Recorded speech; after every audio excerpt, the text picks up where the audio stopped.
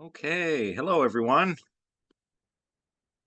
Hopefully everyone can see me here and hear me as well. All right. Um, so today we're going to talk about ESP and PK in a little bit more detail. We touched on some of these things when we were um, discussing the material from week one, when we were kind of orienting ourselves to the subject matter of the course. But we're going to do a bit of a deep dive into research on ESP and PK today. So we're going to look at parts of the chapter. I think it's chapter 23 from Susan Blackmore's book, Consciousness Explained, or Consciousness, an Introduction. Sorry, Consciousness Explained is Dan Dennett. Um, On Wednesday, we'll look at parts of that chapter as well, together with parts of chapter 9. And I've also put up a little documentary that I think we'll watch, and you'll have to watch it on your own, but we'll discuss it after we're done with our lecture materials on Wednesday. A couple of other quick housekeeping things. So quiz number 1 is all done. Your TA and myself, so Jenna, our TA, and me, will be marking those this week, and we'll get those back to you as soon as possible. The second quiz is open now, and the second quiz covers material from last week. So all of the stuff on the uncanny. That, of course, includes readings, anything on the PowerPoint slides, and anything that I may have mentioned in lecture, which is very important to keep in mind. So, before you do the quiz, it's imperative that you've watched the lecture and that you have made some notes. So let's see. Let's begin the slideshow for today. Now, why should we study claims of ESP and PK, of extrasensory perception and psychokinesis? Well, Blackmore gives us some pretty good reasons in the start of chapter 23. And by the way, this is an excellent little book that I'm drawing from. Well, it's not a little book, but it's an excellent book.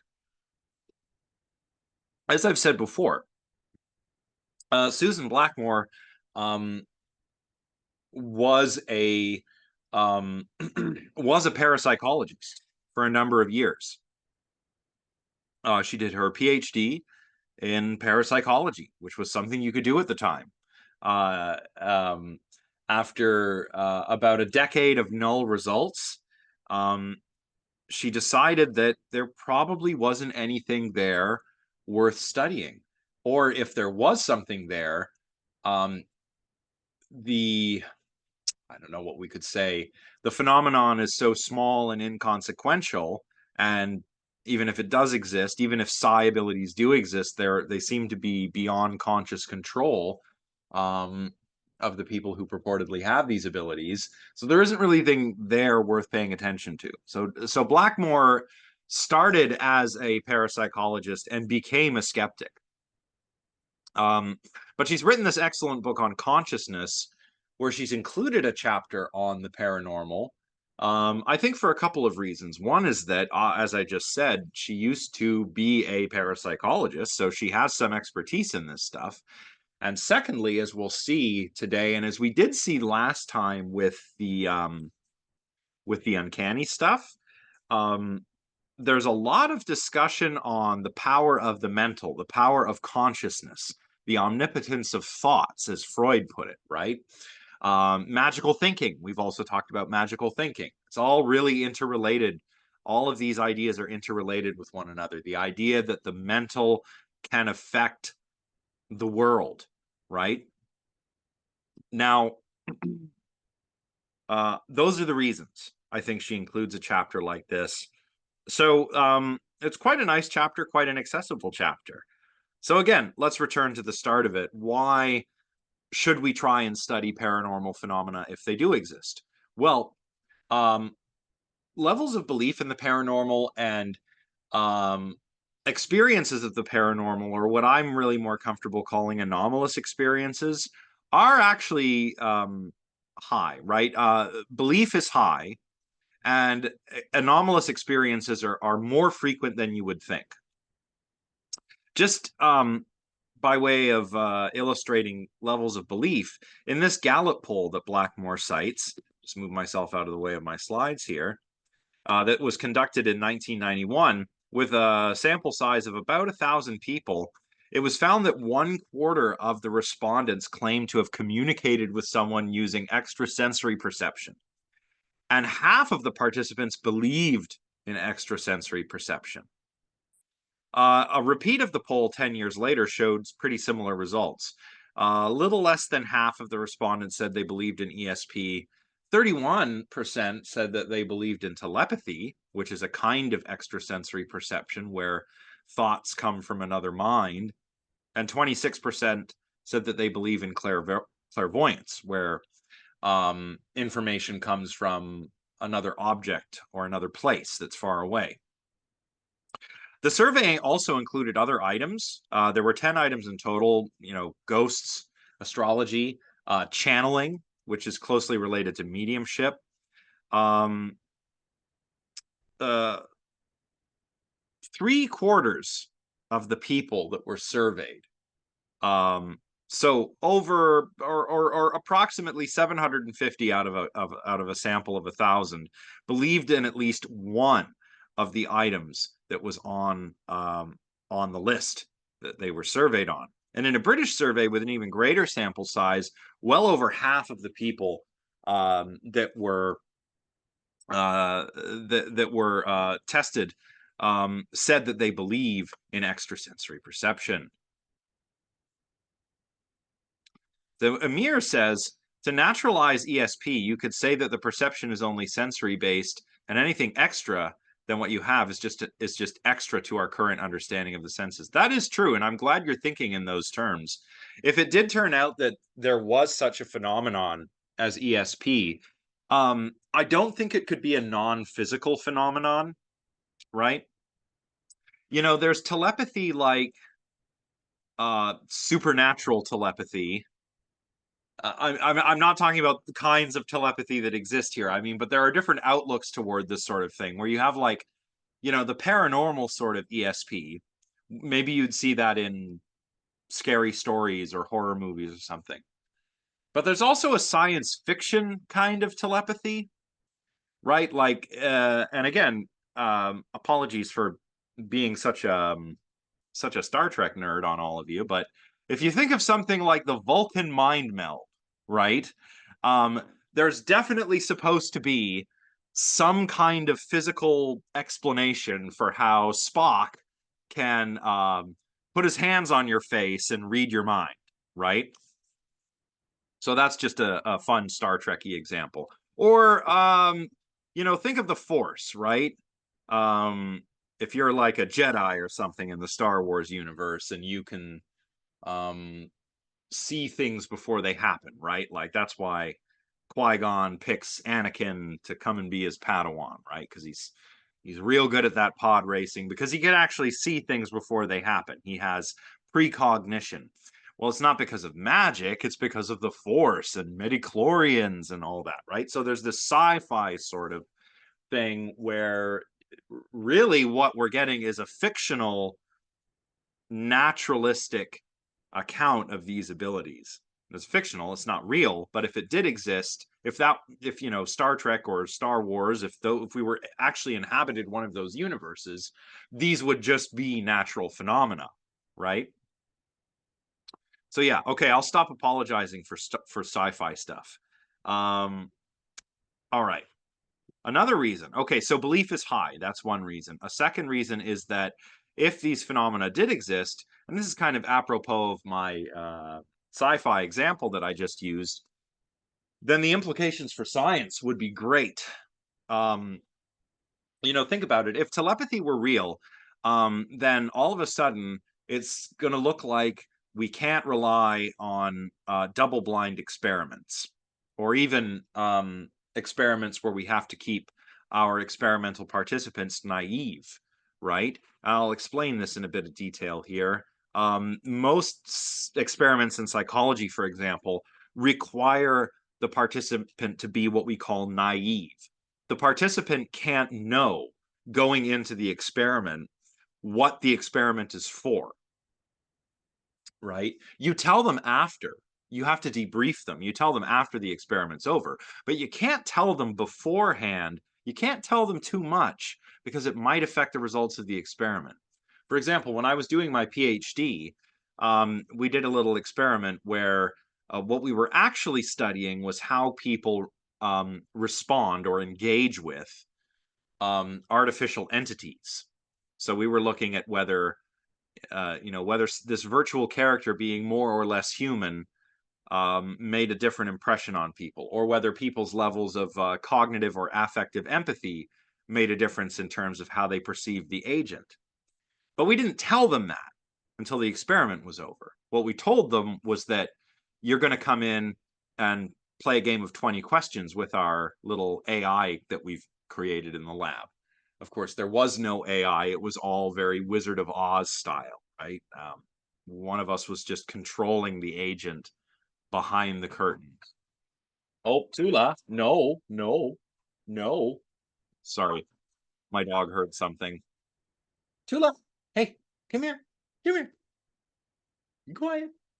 Yeah, okay. Um, so that's naive. That's what naive means in this context. Um, double blind is when a double blind trial is something you might see like in a medicine like a medicine trial, right? We've got the medicine that we want to test, and we got a placebo, and the participant doesn't know if they're in the experimental or the control condition. They don't know if they're getting the medicine or the placebo, but the guy giving you the pill also doesn't know what he's giving you. So doctor comes in, okay, here, take this. The patient says, is this the medicine or is this the placebo? Physician would say, I don't know, actually. Someone else is keeping track of that. But the physician doesn't know because that might, you know, impact the results of the study in terms of things like the placebo effect and so forth. So in cases like this, they're either the participant or the participant and the scientist are not supposed to know something. Otherwise, it could affect the result of the experiment. If telepathy is real, it might mean that, well, we can't do that anymore because of telepathic leakage or something, right? If psychokinesis were real, that is, if we could affect the world mentally with our minds, then we would have to discard results in quantum physics, for example, because it would look like, well, it would apparently be the case that the observer effect is real and our minds are affecting what's going on in the experiment. If precognition were real, we'd have to reevaluate a lot of our assumptions about space and time and cause and effect, right? If you can get information from the future, then clearly we need to reevaluate our notions of causality, of space, and of time. So let's talk a little bit about the mental a little more. Just think back to our introductory orientation lecture when we talked about naturalism, right? Metaphysical naturalism is, of course, the stronger claim or the stronger position, if you like. Metaphysical naturalism says that the only stuff that exists is what is natural, nothing supernatural, right? Methodological naturalism is a little more conservative. You know, there might be paranormal phenomena or gods and spirits or supernatural abilities, but that's just not the sort of thing that science studies, right? But say you're a metaphysical naturalist. You think that everything that exists is natural, nothing supernatural exists. And to a lot of people, this implies a kind of substance monism, which we call physicalism. We used to call it materialism, but as I've explained previously, we don't, at least philosophers don't really use that term very much anymore because it comes from the Enlightenment and the scientific revolution when we understood nature as matter in motion. The motion of that matter was governed by rules, laws of nature. This is not to say that all of these early materialists um, were like ardent physicalists who denied anything supernatural. Most of them were actually deists. So we're going to talk about Rene Descartes in a moment. Rene Descartes thought that the world was mechanical, materialistic, mechanical sort of place, right? Except when it came to the mind. The mind was an immaterial substance, and of course, who made the machinery of nature? A lot of these people would have said God made it, right? So that's what deism is. You believe in God, but the God you believe in is like a watchmaker God. If the universe is a giant clockwork mechanism, God is the watchmaker, and he winds it up and lets it go, and then doesn't interfere. This is opposed to a theistic God where he does interfere. Theism is like the God of the Abrahamic religions. You know, he performs miracles, he sends messages, he has prophets and so forth. Right? He's actively involved in his creation. That's theism. But a lot of these materialists were deists. And very few of them were actually ardent materialists. You know, I think the one that I can think of, there's one or two, like Thomas Hobbes or Julien Offray de la Mettrie, but a lot of the others were deists. Well, even La Mettrie is a deist, arguably, but yeah. So deism. So I'll type them out here. So we have deism, which is like we'll put watchmaker God, and then theism, where that's more like the God of the Abrahamic faith. Amir says, I see it like a dream where God exists outside of it, but he's also the entire thing, but except for the part that seems autonomous, like free will. Yeah, I mean, that's kind of like, well, here, I've said here that physicalism or materialism is a kind of substance monism. It's not the only one. There are also varieties of idealism, like, for example, Berkeley's subjective idealism, where there's no matter at all. There's no physical stuff at all. It's all idea. It's all mental, and all of reality is kind of well, it's not really real in the philosophical sense because it's not mind independent. But it's the mind of God that makes everything kind of consistent, so that like I can leave the room and come back and the room is the same. It hasn't popped out of existence because God's always there observing everything. That's the idea, right? Also, you might think of somebody like Spinoza, who was kind of, well, he's described as a pantheist and a panentheist. Um, I don't know enough about Spinoza's work to really comment on the difference, but um, yeah, Jennifer, like, yeah, you could look at idealism, the subjective idealism of Berkeley that way. Yeah. Um, when it comes to Spinoza, um, God just is everything. So we're all like um, uh, part of God, right? There's only one substance, and that's God, but it can take on different modes and attributes. And we are all finite uh, attributes of God, kind of thing, right? Okay, good. Yeah. So Amir, you're familiar with that. That's excellent. Yeah. So those are all varieties of substance monism. Uh, but so is physicalism, a kind of substance monism, where only one kind of substance exists. And what is a substance? It's something that can exist independently. It's something to which properties inhere. Um, I'm not going to get too far into the metaphysics here because this isn't a class on metaphysics, but it's important to know that when we're talking physicalism, it is one amongst many varieties of substance monism.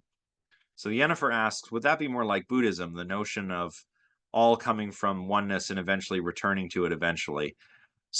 Yeah, I guess. I mean, I actually think there's an interesting parallel between that sort of pantheism and some varieties of Hinduism.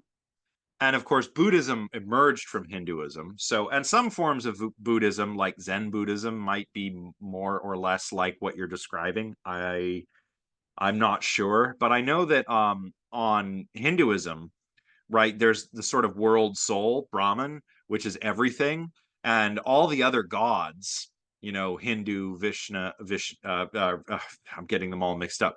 Vishnu, um, uh, Krishna. Oh, he's an incarnation of Vishnu. Indra, Shiva, Shakti. All those gods, right, are like aspects of Brahman, as we all are too.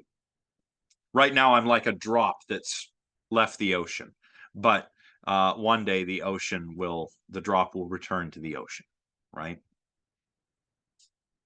So substance, yeah, Aaron's asking about substance. And if anyone's taking notes, you'll want to write down that a substance is something that can exist independently. And it is something to which properties inhere. So the view of substances is different depending on which philosopher you're looking at. But just, for the purposes of our discussion, think of a substance as something that can exist independently. It exists on its own, and it can have properties. So if you're a physicalist, if you subscribe to that sort of substance monism, then you think that only physical things exist. So matter, energy, electromagnetic fields, etc. There's no God or gods. There's no non-physical spirits or souls. The mind depends upon the brain. That's very important. And this is the view that most scientists nowadays take. Not all of them. Remember, some scientists are merely methodological naturalists, right? So they might still believe in, God, for example, right? There are a lot of scientists who are theistic scientists who, participate in a religious community and hold these sorts of beliefs, and there's no problem there. When it comes to their practicing science. But a lot of scientists are physicalists, right? Almost no one is a substance dualist. At least almost no philosophers are substance dualists. The form of substance dualism that we're concerned with here goes all the way back to Rene Descartes, who was the father of modern philosophy in the European tradition. And he thought that there were two kinds of substances, two kinds of things that could exist independently. There was matter, or res extensa, that's Latin for extended substance. And this is matter. This has mass, it takes up space, it can, interact with other matter. This is like physical stuff, the kind of stuff that a materialist would say exists. Then you have mind, or res cogitans, that is thinking substance, the soul, the rational soul. It's non-physical, it doesn't take up any space, and it explains our reason, our free will, our morality, our consciousness. A physicalist is going to deny that the mind is a substance. A physicalist is probably going to say the mind is explainable in terms of physical processes going on in the brain. But Descartes thought that this thinking substance is what made us special, and it's what enables thought, perception, conscious experience, free will, morality, and all of the stuff that makes us different from animals. So Caitlin asks, How do physicalists account for the existence of non-physical entities like social institutions, conventions that impact the physical world but are not themselves physical? I would say, and this is the view that I kind of take, is that those physicalists subscribe to a sort of supervenience view where anything non-physical but that still exists supervenes on something physical.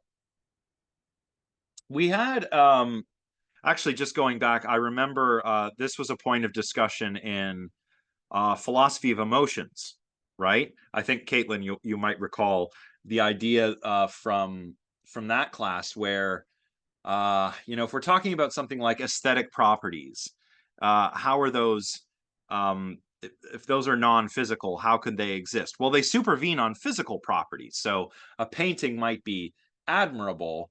It has the property of admirableness by virtue of certain of its physical properties. Perhaps the thing that it depicts and how it depicts it using lines and colors and shading and so forth, right? I think that's what we would say, is that something we can treat it like a case of supervenience.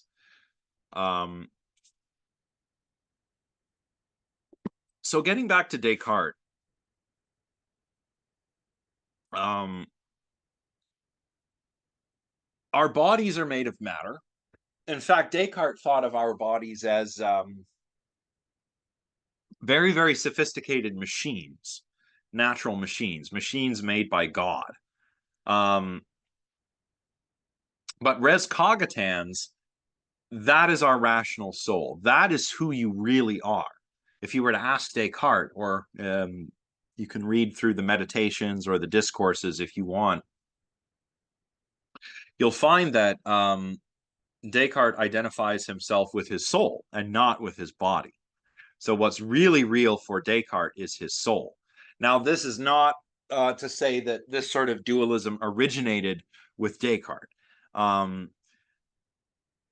Substance dualism was articulated by Descartes, but the view goes back at least to Plato. Plato has this idea that the body, which is part of the material world, is corporeal, corruptible, subject to decay, and the mind is something that's pure and divine and intellectual, and the mind can come to know the true nature of the intelligible forms. And those are what are really real for Plato. You read Plato and he's got the character Socrates saying that it's such a drag having to sleep and eat. The body has these appetites that we have to satisfy. It has these needs that it needs to satisfy that distract us from knowing the truth of the world. So if you read the Phaedo, for example, when Socrates is waiting to be executed for corrupting the youth and being impious, he's kind of relieved when he drinks the poison, right? Because he views it as a cure from the illness that is life, and now he can go and do philosophy in the realm of the pure forms. In fact, his last words are that we owe a rooster to the god Asclepius. Remember to pay that debt. Asclepius is the god of medicine and healing. So you have to make a sacrifice to this god because I'm drinking the poison, which is actually not poison, it's medicine and it's curing me, right? So the idea of the separation of the soul and the body is old. And you kind of find it in Greek rationalism here before you find it in the Abrahamic tradition, which is interesting. Early on, like in early Judaism, right? Once you're dead, you're just dead. Later scholars, mostly Christian Neoplatonic philosophers, but also some Jewish philosophers, then you start to incorporate some of Plato's ideas and you get the survival of the soul after death, etc. So That's dualism. Now, what does all of this have to do with ESP and PK? Well, at least Blackmore claims this. She claims that evidence for the paranormal, especially psychical or parapsychological phenomena, is sought by those who wish to disprove materialist or physicalist theories of the mental. I don't think this is the whole story, but I'll give you my opinion after we cover this slide, right? Um, but I think she's certainly onto something. We often hear this sort of thing, the paranormal, especially the psychical or psi abilities, discussed in terms of the power of consciousness, or we've mentioned before the law of attraction, mind over matter, right? And recall that psychologists nowadays call this idea magical thinking. It's a general term to try to capture the idea that that some people believe that our thoughts can affect the world, right? And if you've seen or read The Secret, or if you've seen the film What the Bleep Do We Know, you'll see that they have claimed that people can influence events in their lives with the power of consciousness. It's not really psychokinesis in the traditional sense, but it's a similar idea, right? And we've mentioned this before, right? The law of attraction says that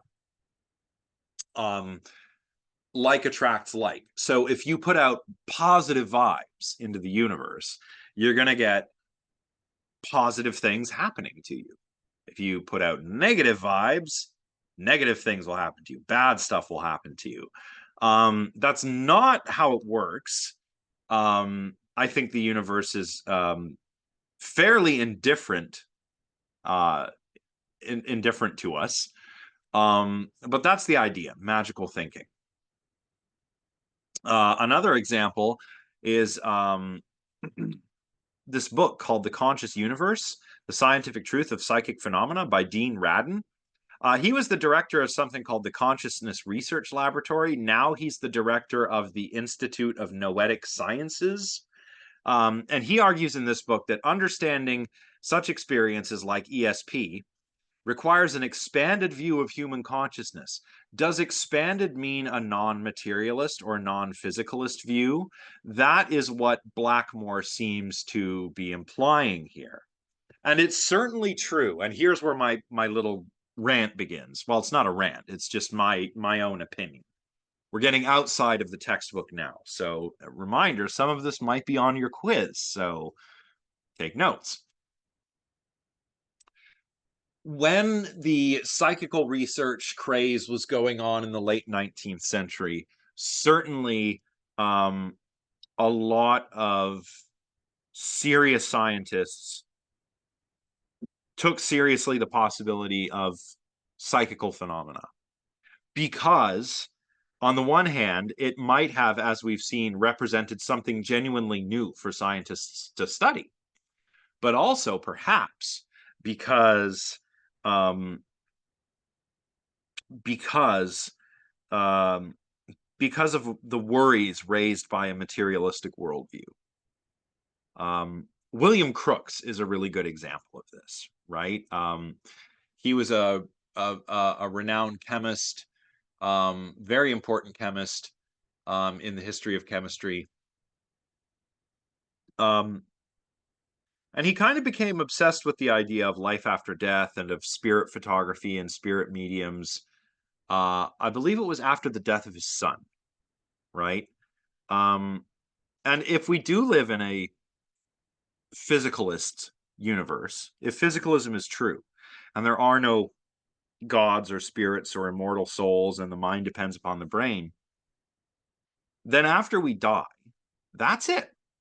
And that's not an easy thought to contend with, right? The idea that you will cease to exist one day is unnerving and frightening, obviously, to a lot of people, right? Um, so I think Blackmore is correct that at least some of this is a response to the materialistic picture of the universe that's painted by science, especially after Newton, up until Darwin. Let's go to the chat. Izzy says it's relieving. The idea that there's nothing, an afterlife sounds exhausting. Yeah, I mean, I get it. Like, wouldn't it be boring to exist forever? Maybe. Yeah, reincarnation is just kind of over and over. Maybe it gets better if you live a more virtuous life. I don't know. But yeah, I think that it is kind of weird to think about the prospect of your own mortality, right? So,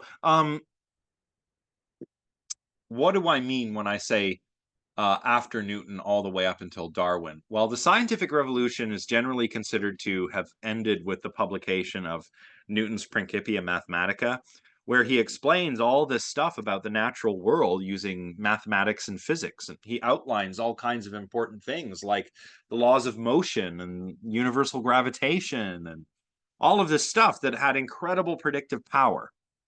We didn't need anything. We didn't need God to keep the planets in orbit around the sun anymore. We could explain all of it without God.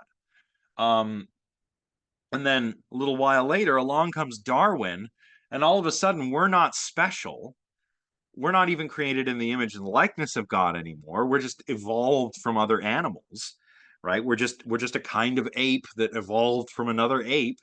Um, a lot of people were worried about this, right?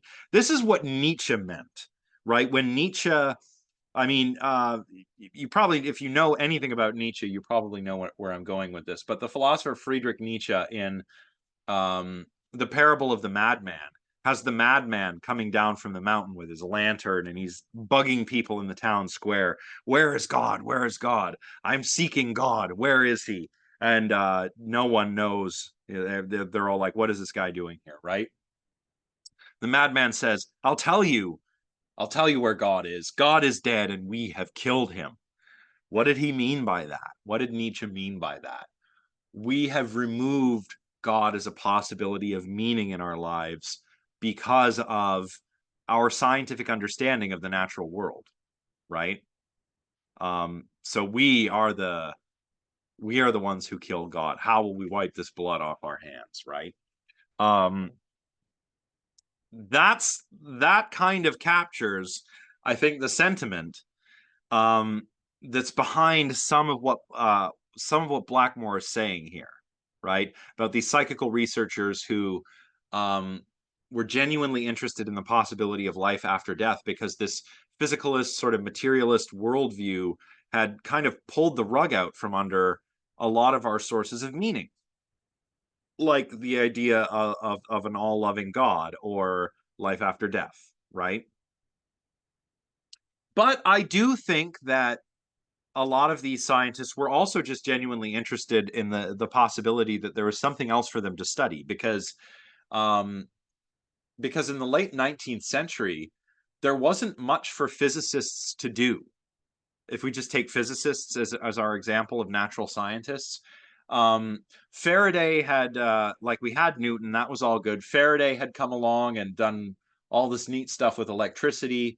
James Clerk Maxwell had kind of formalized a lot of Faraday's discoveries with laws of electromagnetism and stuff. And it was viewed by some that at that time that was it. There's nothing else for physicists to do. Um, it was not until Einstein came along that we realized that we hadn't figured it all out yet. So we were really looking for something to do. Um, so that's my take on it. Yeah, Raheem. Yeah. I mean, it changes. It goes back and forth, right? Like if you go to the ancient Greeks, when I'm talking about Plato and stuff, a lot of my students are surprised to learn that Plato probably didn't literally believe in the Olympian gods, right? Um, in the age of myth, certainly a lot of Greeks would have believed in the gods literally. But by the time we get to Plato and Aristotle, they don't take this literally anymore. And Plato does talk about God, but it's kind of like it really depends whether you're looking at like early or late Plato. Late Plato, God is just a sort of craftsman who makes the universe out of the forms, right? A demiurge, a craftsman. But if you were to travel back in time and ask Socrates or Plato or Aristotle if they literally believed in Zeus, they would say no, they don't. Like, in the same way that a lot of people now don't literally believe in the God of the Bible, even if they believe there is some kind of higher power out there, right? Well, Gnosticism is the idea that, the Gnosticism is an early form of Christianity. And it's been a long time since I studied Christian thought. So I'm not qualified to answer that question. But all I know is that the Gnostics were an early form of Christianity, and they wanted to know God. That's what the word Gnosticism comes from. That's where it comes from gnosis, which means knowledge. So reasoning about God. There are Gnostic gospels that are not part of the canon, right? Beyond that, yeah, you probably want to ask a religious studies professor about that, but um yeah, so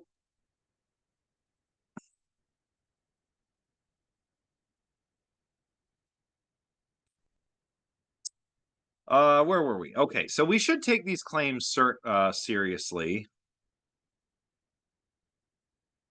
Oh wait, I think I know what it's coming back to me, Raheem. Yeah, there's this idea in Gnosticism of a demiurge, like of this sort of opposing force to God. Isn't that right?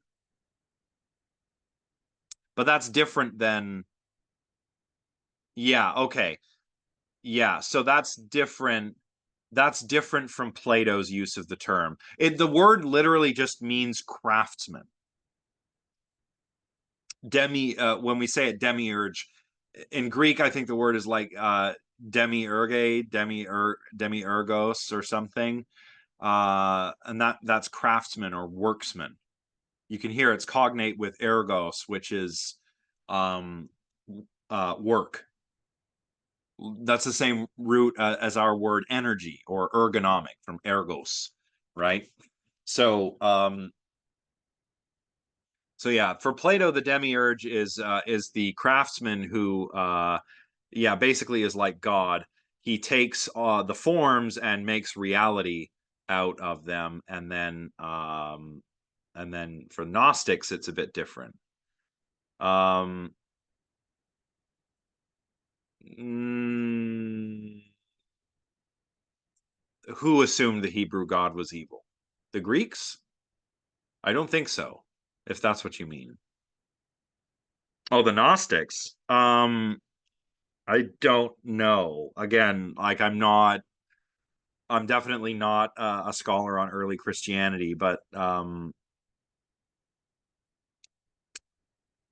don't know if that, because they still worship God. It's all the same God, you know. From Christianity, Judaism, Islam, it's all the same God. So I don't know about that, but again, you'll want to ask a religious studies professor about that. Um, okay, why should we take these claims of the paranormal seriously? Even, some of us are probably still have non-physicalist inclinations, like a lot of the scientists working in the era of psychical research, or even like JB and Louisa Rhine, right? You might have some inclinations toward non-physicalist views of the universe. Your belief may be high, right? As Blackmore said, a lot of people believe in this stuff, and a lot of people have had an anomalous experience, and these are deserving of explanation, whether that explanation turns out to be a natural one or not. Moreover, if claims of the paranormal are false, we've got to explain why so many people believe in the paranormal, right?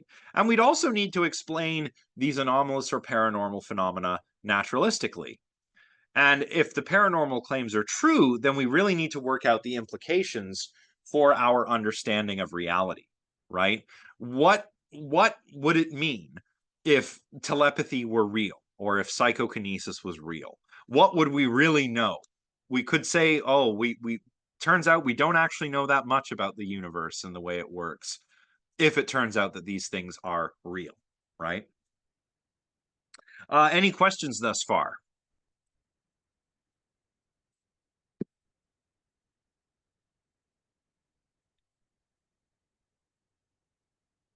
Okay. Now, some of this we're going to skip. We'll talk about it next time. Um, is that idea much different? Sebastian asks, is that idea much different to coming to the idea of something like evolution? I'm wondering if we really know anything yet. Can you clarify what you mean? Like when we discover, um, yeah. What exactly do you mean, Sebastian?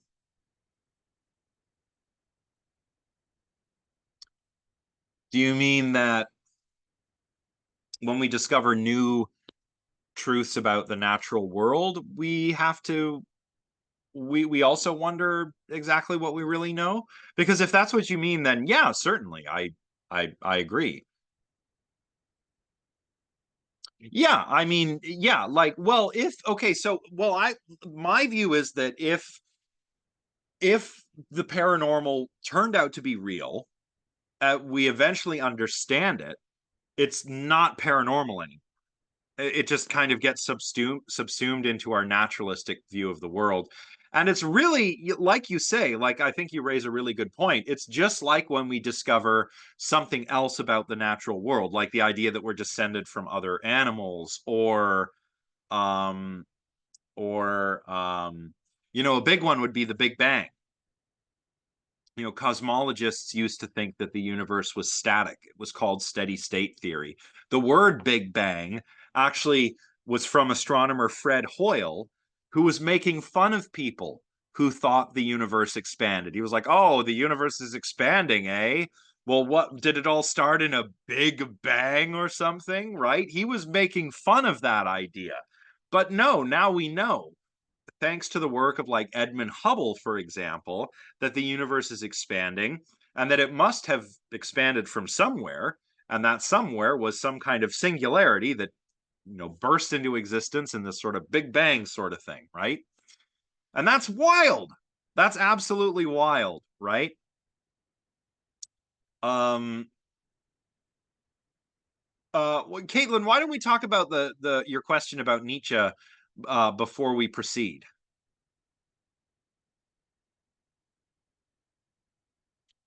Do you mind if I talk on the microphone? Yeah, go ahead. Uh, well, the one thing that because I read the aphorism, it was interesting about it, is that it's like it feels like Nietzsche is critiquing the people who claim to be like atheists at the time, because they're like first laughing at the madman for like seeking God, and then he like approaches them, and then they all kind of like freak out when he starts talking, and it's like the idea that like, and I wonder what your thoughts are on this, that like the search for uh like a naturalistic objective truth is kind of a vestige of our belief in God and this idea of like a solitary truth in the world. Yeah. Um I see, yeah, the way I see it is that because Nietzsche's really concerned with meaning, and he would say that if you are just living your life like you're like, oh yeah, God is dead, whatever. I'm just gonna live my life like I would have if we didn't realize God was dead. Um Nietzsche thinks very little of those sorts of people, right? Um, the death of God is like the worst thing that ever happened, but also the best opportunity to ever. And that's where I think that's what motivates his whole idea of the Ubermensch, right? The superior human who um, determines their own values, who decides what matters to them in life and gets their meaning that way, rather than because the other two options are you keep on believing in God, uh, so you're kind of like practicing a sort of zombie religion. Like Nietzsche likened it to a mummy. Like if you're still a Christian nowadays, your religion is like a mummy. Um, or you can be like, I believe what he called the last men, who just kind of continue living on as if nothing happened, um, not aware of the implications of the death of God, nor the opportunity for building your own meaning, right? That's the way I look at it, as something that kind of motivates and explains what the Ubermensch is supposed to be. Does that answer your question, Caitlin? Yeah, yeah, it does. It's less about, yeah, okay, that it makes more sense. So it's like an idea of meaning, not necessarily. Yeah, anyway, yeah, it does. Yeah. Yeah, it's kind of like, look, before most people obtained meaning via religion, and Nietzsche saw it as that was now an impossibility. So what are you going to do? Are you going to carry on as before, or are you going to make your own meaning in life? Most people will carry on as before, but Nietzsche's interested in how you can go on and have your own meaning in life, right? um yeah, it's good. I like it. I'm a fan. I'm not gonna lie, I'm a fan. Sebastian says, adding to that, um I was kind of wondering if God died when we lost the need for him, when we had the curiosity and those determinations which brought us past them. But did God give us that with moving on from from them being their intention, or what if we did it beyond what God wanted for us? Well, if I'm taking the Genesis account as precedent, God doesn't want us to know too much. You know, don't eat the fruit of knowledge. What's the first thing we do? Oh, eat the fruit of knowledge. I mean, yeah.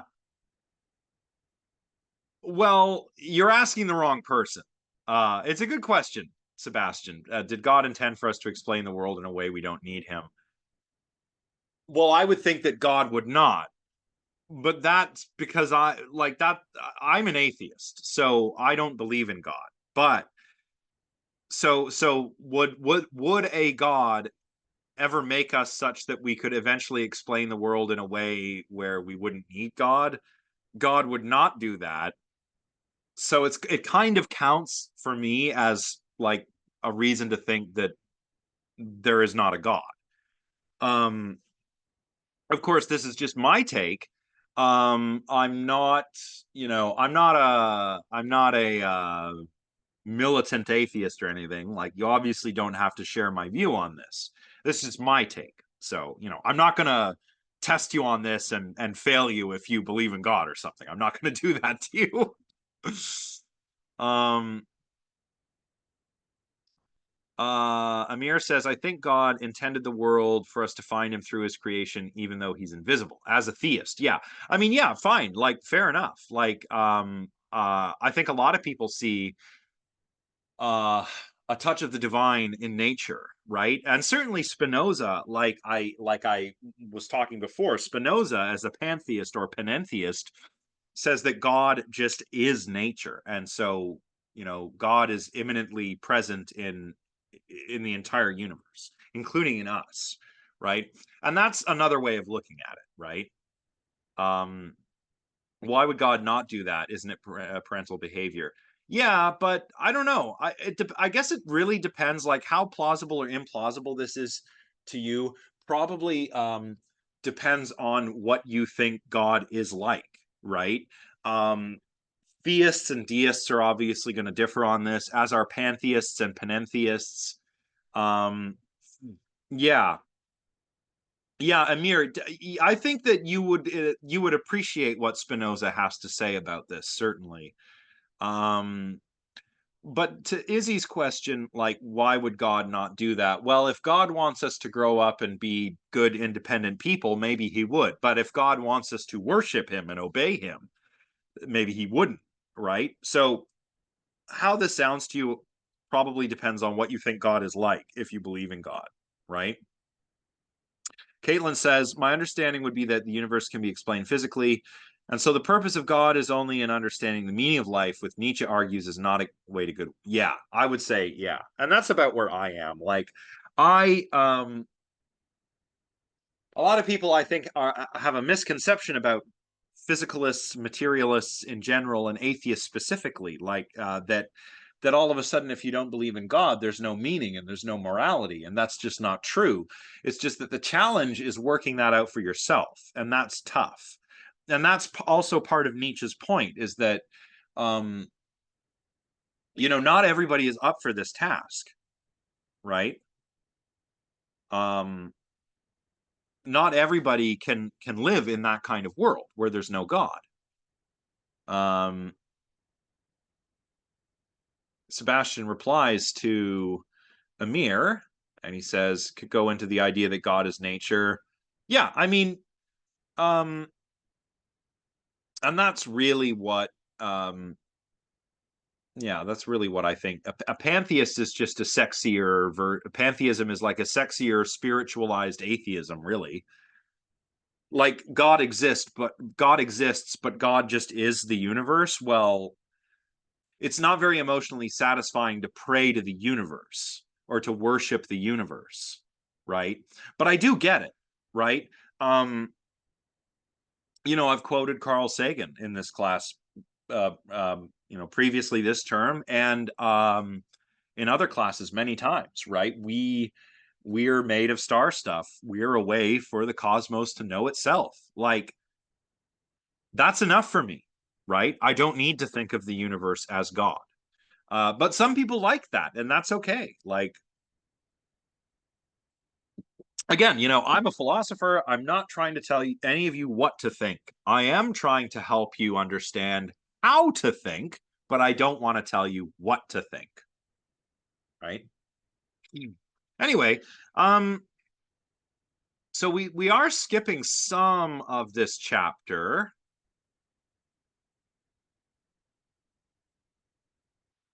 Um, yeah, I don't. Well, Izzy, I would say a God doesn't necessarily desire worship, but the God of the Old Testament does, right? That's what I'm saying, right? Yeah, like it does. It is up to what, like, how do you conceive of God, right? Obviously, many people conceive of God in very, very different terms. Um, just compare like an evangelical Christian with somebody from like the United Church or something. You're going to get very different opinions on what God is like. And that's still, technically, we're still in the same religion. We're not even going outside of one religion and comparing it to another religion, right? Um, okay, so Blackmore discusses some of the history of spiritualism, which we did touch on before, and which we will talk a little bit about next time when we talk about mediumship. Um, some scientists, like William Crookes, who I mentioned earlier, were convinced by paranormal claims, and they wanted to explain them in a non-materialistic way.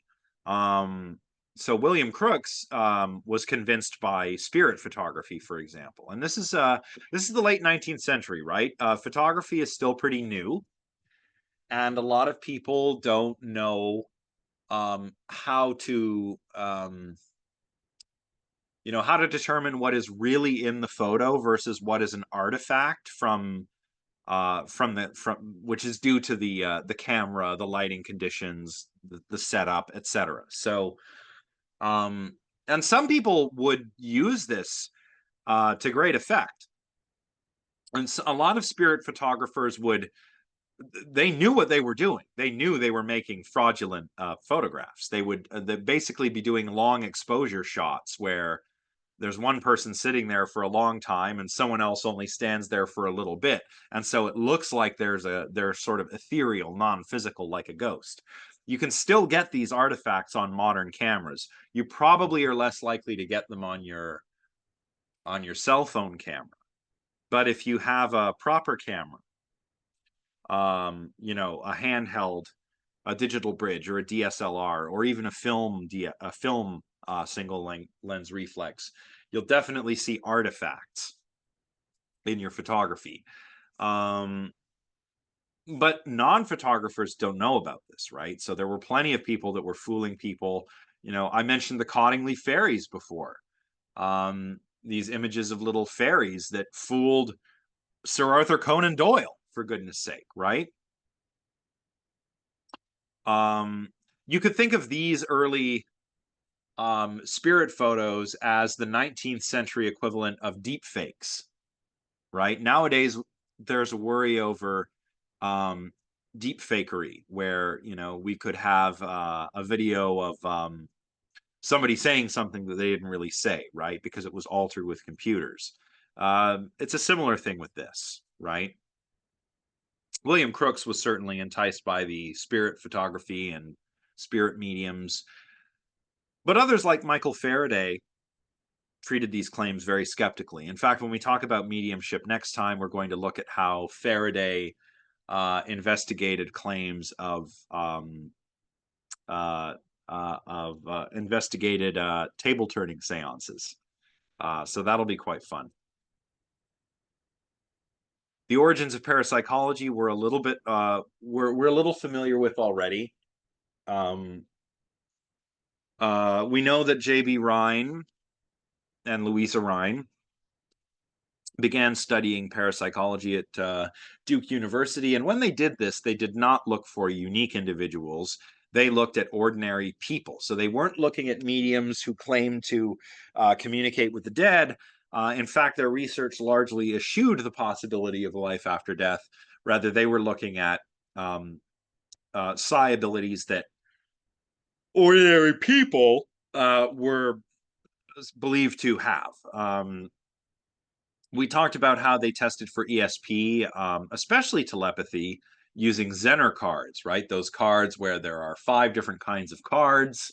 So it's like a circle, a square, a cross, a star, and some wavy lines, if I remember correctly. And there's 5 of each kind in a set. So basically, your chance of correctly guessing any card is 1 out of 5. They tested for psychokinesis by looking at whether people could influence the outcome of dice rolls mentally, and they categorized psi phenomena thusly.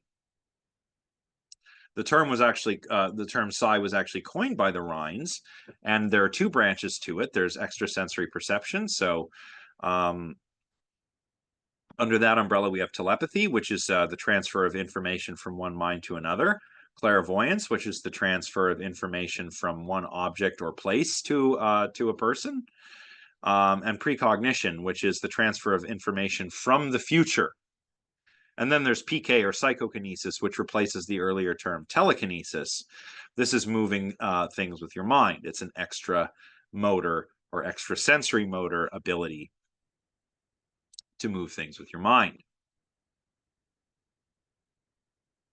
Now, one of the things that you'll read about, which again we've talked about before, are the 2 massive problems with the Rhines research. One was a lack of replicability. Replicability is very important in the sciences. If you get a result in favor of your experimental hypothesis, that's great. But unless other people can replicate that result, you can't be certain that you didn't just get that result out of chance. And that's why replication is so important. So people tried replicating and failed by and large to replicate these results. There were also cases of fraud. In the case of, for example, SG Soul, right? one of his defenders who sought out to vindicate his work actually found that what Soul had been doing in his keeping track of guesses from this one participant is leaving spaces blank and then retroactively filling in just whatever card was guessed. Say, oh yeah, that was the card. He was fixing the data, and this was uncovered by somebody who was actually trying to vindicate his research program, not disprove it, right? And she ended up accidentally, well, not accidentally, but she luckily disproved it. And we found out that some fraud had taken place in the work of SG Soul and in his research. So you can read about that a little more in the book, or in this chapter, I mean to say. So modern parapsychology, like parapsychology after the Rhines, has tried to get a little bit more technological and has tried to sort of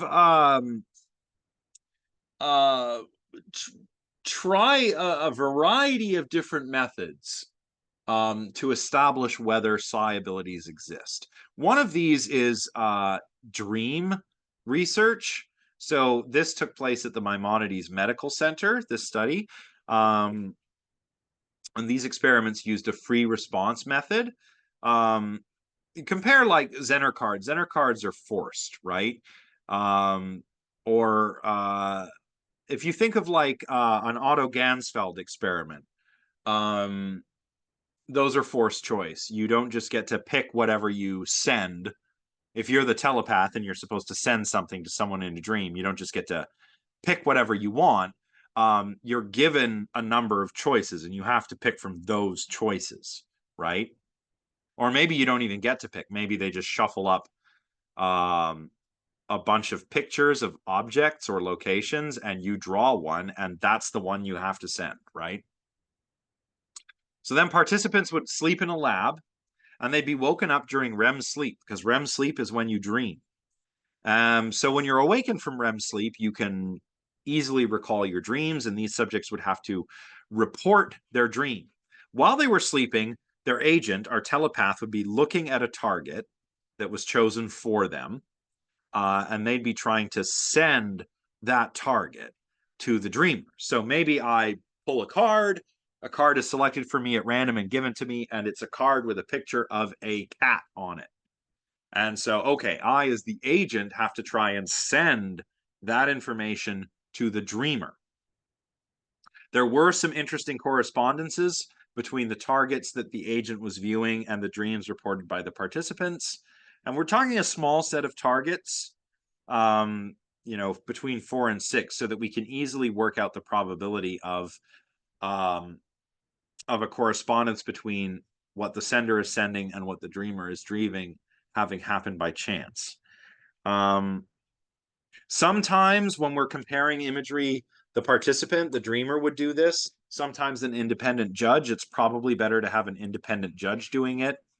And these early studies, dream studies, did generate results that were above chance. Whoopsie daisy, I'm going the wrong way here. They did generate some interesting results that were above chance. And thus generated some excitement, but replicating them proved problematic. After all, why should being in REM sleep make you more susceptible to receiving telepathic messages? So the agent, Aaron, is like the sender. So let's say, okay, so here's my dog sleeping. I don't know if you can see. There she is. So she's the participant sleeping. And then what I'm doing, I'm the agent. I'm looking at a picture, say a cat. Okay, cat. And then I'm trying to beam the information psychically to the participant. And then we have to wake up the participant when they're in REM sleep and ask them what they're dreaming about. What'd you dream about? Oh, I had a dream of a cat. Well, then that would be taken as a hit or a correspondence, right? So the agent is the telepathic sender and the participant is the idea is that they're the telepathic receiver. See what I mean?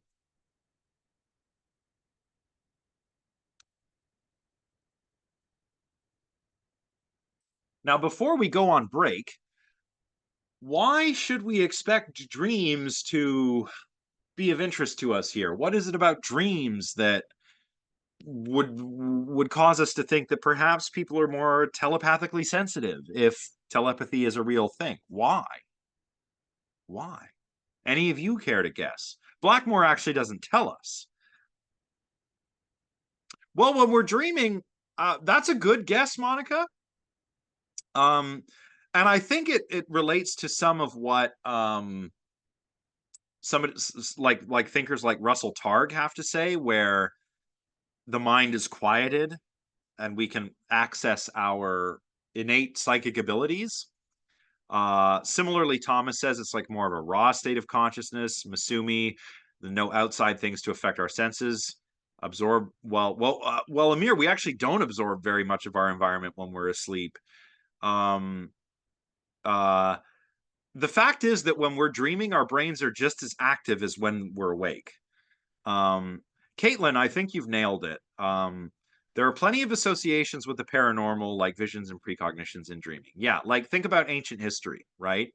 Going back through ancient history, dreams could be a source of divine inspiration, right? Um, for example, in the Bible, Daniel, the prophet Daniel, interprets the dreams of King Nebuchadnezzar, right? Or in ancient Greece, Apollo would send his dreams. Apollo is associated with dreams. He's not the god of dreaming, but he's associated with dreams. And your dreams were actual gods. Like if you had a dream, it was like someone sent the Oneiroi, the dreams, to you. Morpheus was the principal god of dreams in ancient Greek myth, by the way. So Morpheus is ruling over dreams. Apollo will send some dreams sometimes. Other gods can send dreams too, right? But your dream is like a thing that's sent to you, right? Some people have a dream like this chapter, right? This chapter opens up with an example of a guy who has a dream seeing his friend dead in a hospital bed, wakes up, gets a call that his friend was just killed in a car accident, right? So dreams have long been associated with the paranormal and the supernatural. So maybe if there is something to this whole telepathy business, maybe if we look at people in an altered state of consciousness, namely when they're dreaming, we will find that they are more receptive to telepathic signals, perhaps. Again, these early studies did generate results above chance. However, the problem was that they couldn't be replicated. And when you can't replicate a study, that implies that the result from the initial study, that initial positive result, was probably due to chance. Otherwise, you shouldn't have any problems replicating it, right? It is about 3:50. Perhaps we should take a break, and we'll come back at 5 minutes after 4. Sound good? Excellent. I will see you all in about 15 minutes. Okay.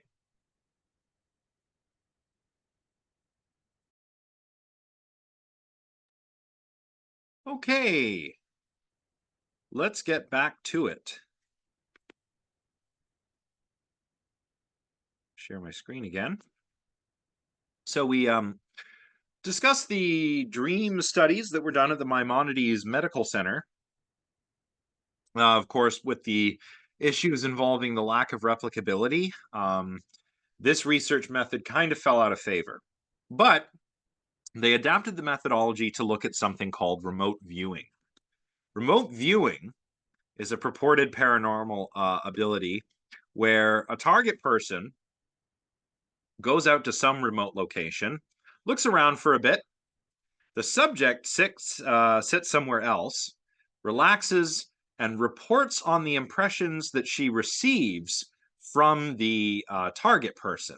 So it's like, if you think of it like this, the target person is like kind of like one of those submarines that goes and explores ships, right, that have sunk, and the subject would be on the boat seeing what the submarine sees. You know, those little remote submersible guys that explore the Titanic, right? Kind of like that, but with people who purportedly have this psychic ability, right?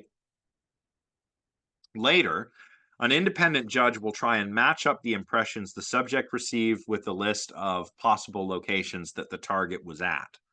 So we'll see if the judge can match the impressions the subject reported with the correct location out of a number of possible locations. So that's remote viewing. This was actually popularized by Russell Targ and Harold Puthoff. They were working at the Stanford Research Institute at the time. Their experiments apparently revealed some pretty significant results. But psychologists David Marks and Richard Common thought that there might have been problems with the methodology. There may have been sensory leakage, perhaps perhaps other problems, like not enough choice of potential locations, things like that. So the method was changed. One could still argue there's also a replicability problem here, which is why these remote viewing studies have also kind of since subsequently gone out of favor.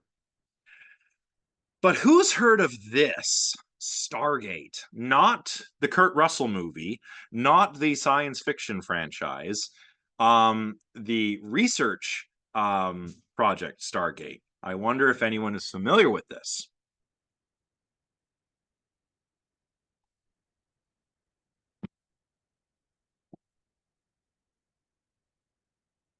Oh, okay, interesting. So a couple people have heard of it. May and Izzy. Yeah. If you've heard the name in reference to this project, what you've heard about was a top secret government research program. It went on for 24 years and cost $22 million, and it was directed at using remote viewing for gathering intelligence, basically for espionage. Please excuse the little dad joke at the bottom there.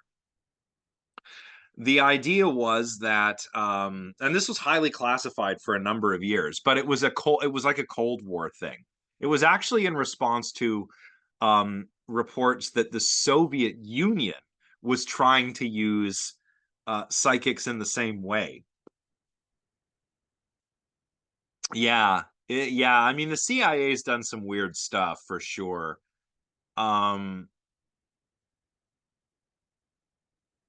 One thing that's kind of interesting is that the CIA inadvertently gave us hippies and the counterculture movement of the 1960s, the Summer of Love.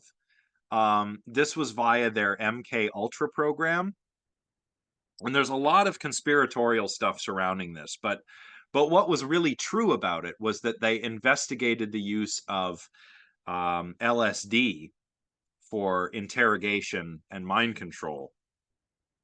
And some of the early participants included people like the poet Allen Ginsberg, right?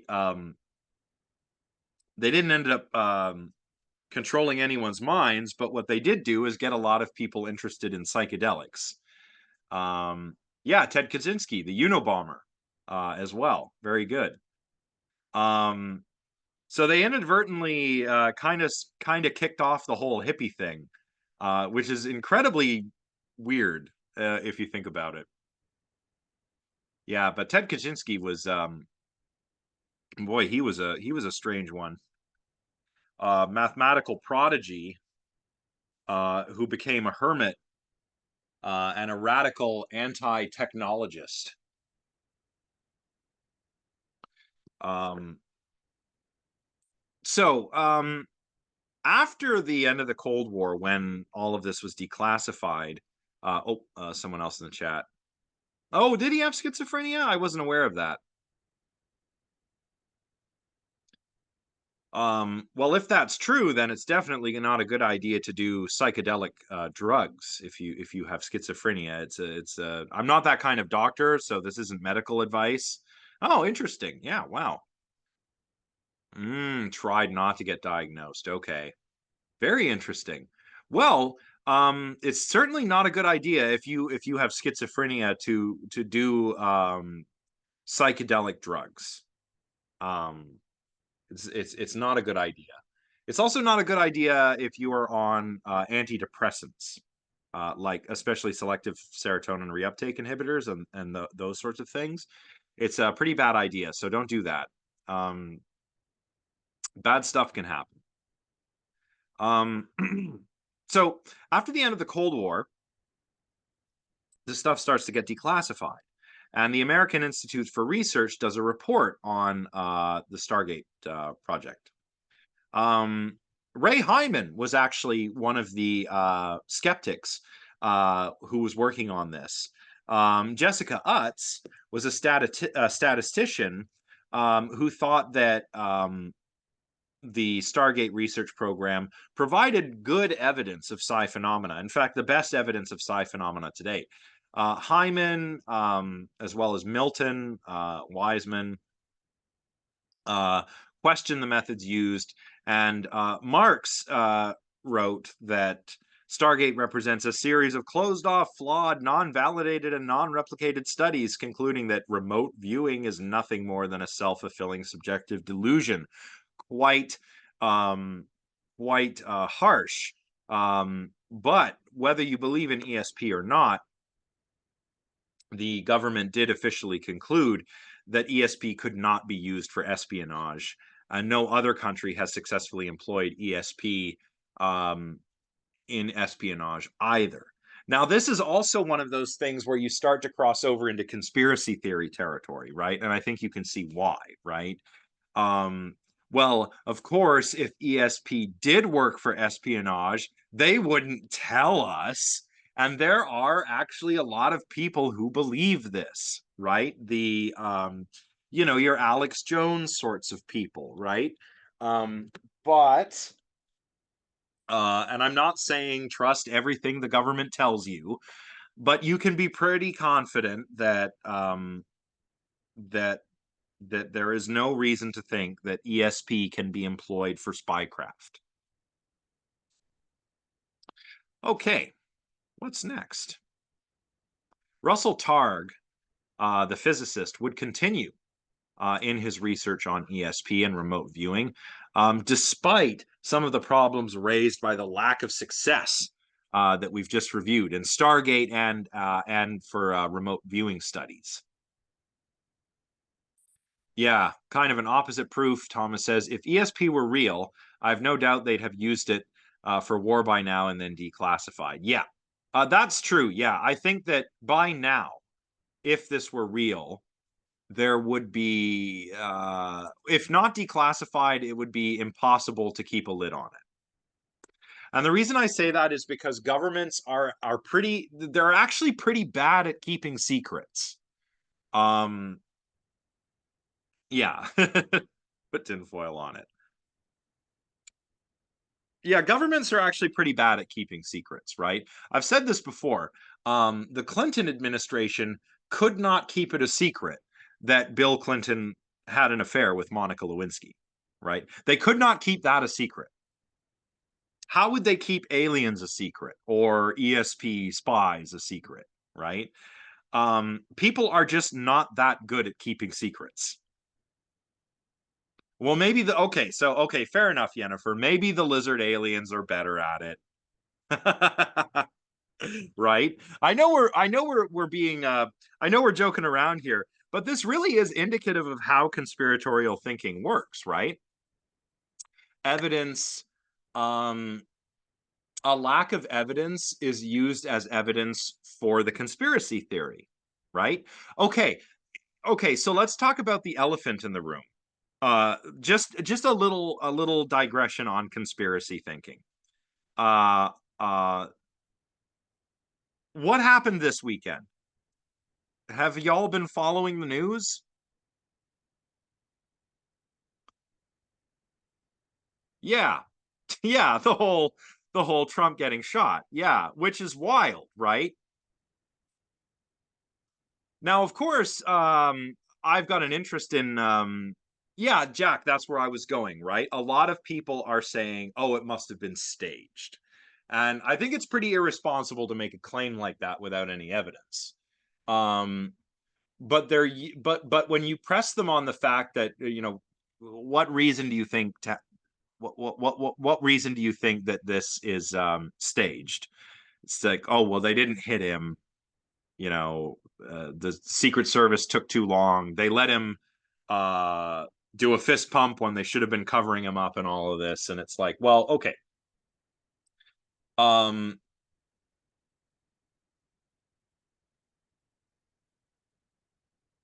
None of that is conclusive.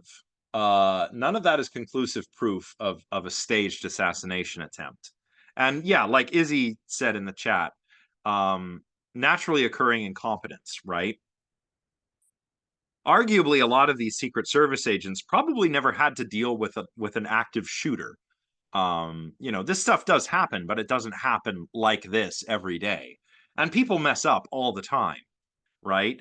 Um, and if you say, like, look, there's no evidence that it was staged, then someone can turn around and say, well, of course they want it to look like there's no evidence so that you don't believe it was staged, so that they get away with staging it, man. Right? So the lack of evidence is actually used to support the conspiratorial claim, right? So yes, ketchup. I saw a meme. Somebody had photoshopped the fist pump and put a bottle of ketchup in his hand. Um, I know it's not. Look, I'm no fan of Trump, but I think it's probably not good to make light of an attempted assassination, right? But I have to admit, I did laugh at the ketchup bottle Photoshop job. Um, um, Yeah, I mean, I don't know how much he benefits from this, May. A lot of people were also saying, okay, it's over. He's going to win on the back of this. I mean, Teddy Roosevelt was shot going into an election, and he lost that election.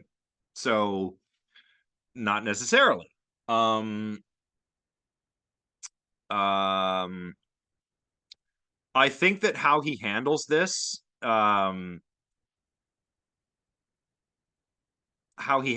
over the next little while it still has a role to play. I don't think it's open and shut. I don't think he's automatically winning because he got shot or whatever, because um because it turns out that the shooter was actually a Republican.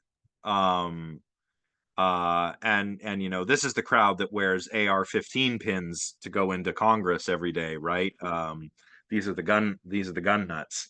um and if it turns out that this was uh, done by some lone wolf radical um, guy who really likes guns, I mean, an AR-15 was the weapon that was used, right?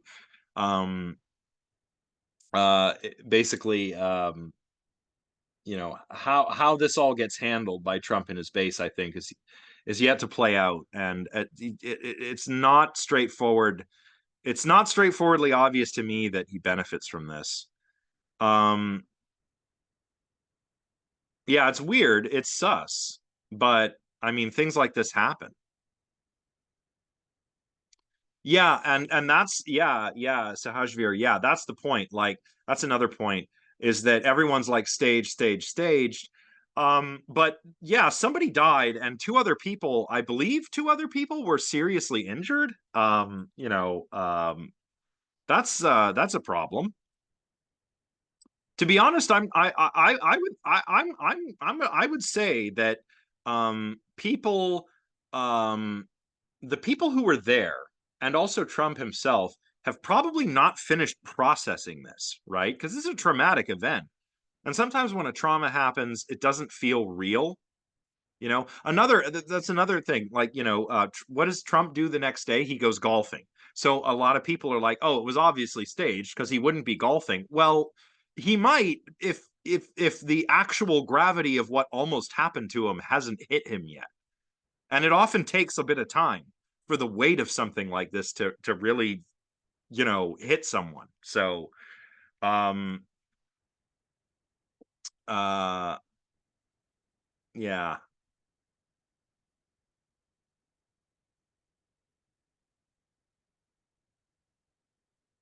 maybe pro gun control, yeah. Yeah, his the shooter's political views are a bit murky.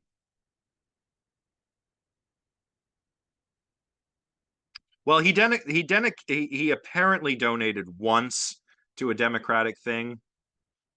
Um, yeah,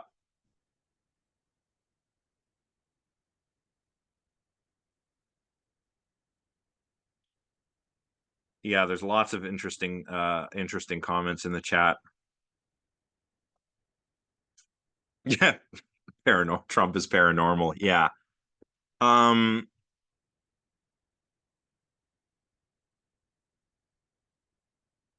yeah. Then again, I mean, Trump may be well, I'm not that kind of doctor, so I don't know whether he qualifies for a diagnosis of narcissistic personality disorder, but he certainly is a narcissistic person. Um, and so, I mean, who knows if he'll process this the same way as you or I would, right? Um,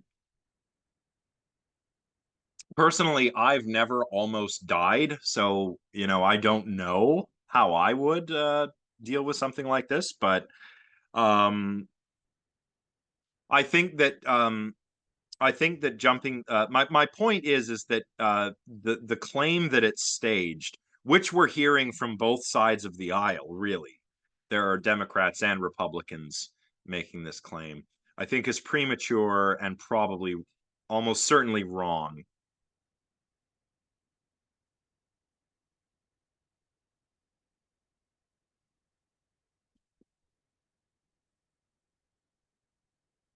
Yeah.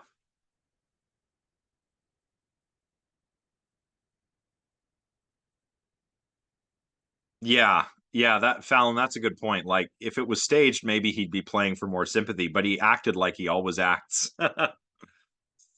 But I mean really I think it would be interesting if it turned out that the shooter had some kind of manifesto which as far as I'm aware we don't have anything like that yet. Um but to me it strikes me as very much a Columbine sort of situation where um you've got a young lone wolf probably bullied a lot. I know that in Columbine it was a pair. um one of them was bullied, one of them was a straight up psychopath. um I think it's one of those you know lone wolves going out in a blaze of glory types of situations, right? But anyway, I only raised the point to uh to say that uh, if somebody is using an absence of evidence as evidence for a claim, that's conspiratorial thinking. And that can occur. I mean, we see it now occurring in politics way too much. It also occurs in this kind of thing, right? Um, Targ used his research to argue that a lot of people possess these untapped psychic powers, right? And there seems to be an interesting parallel between Targ's views and those of the psychical researchers, right? The idea that we have untapped potential, right?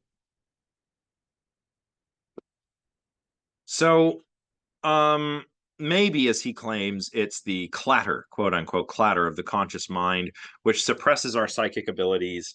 But if we could quiet that clatter or chatter, maybe using meditation or other techniques, we could, quote, see into the far reaches of time and space through remote viewing.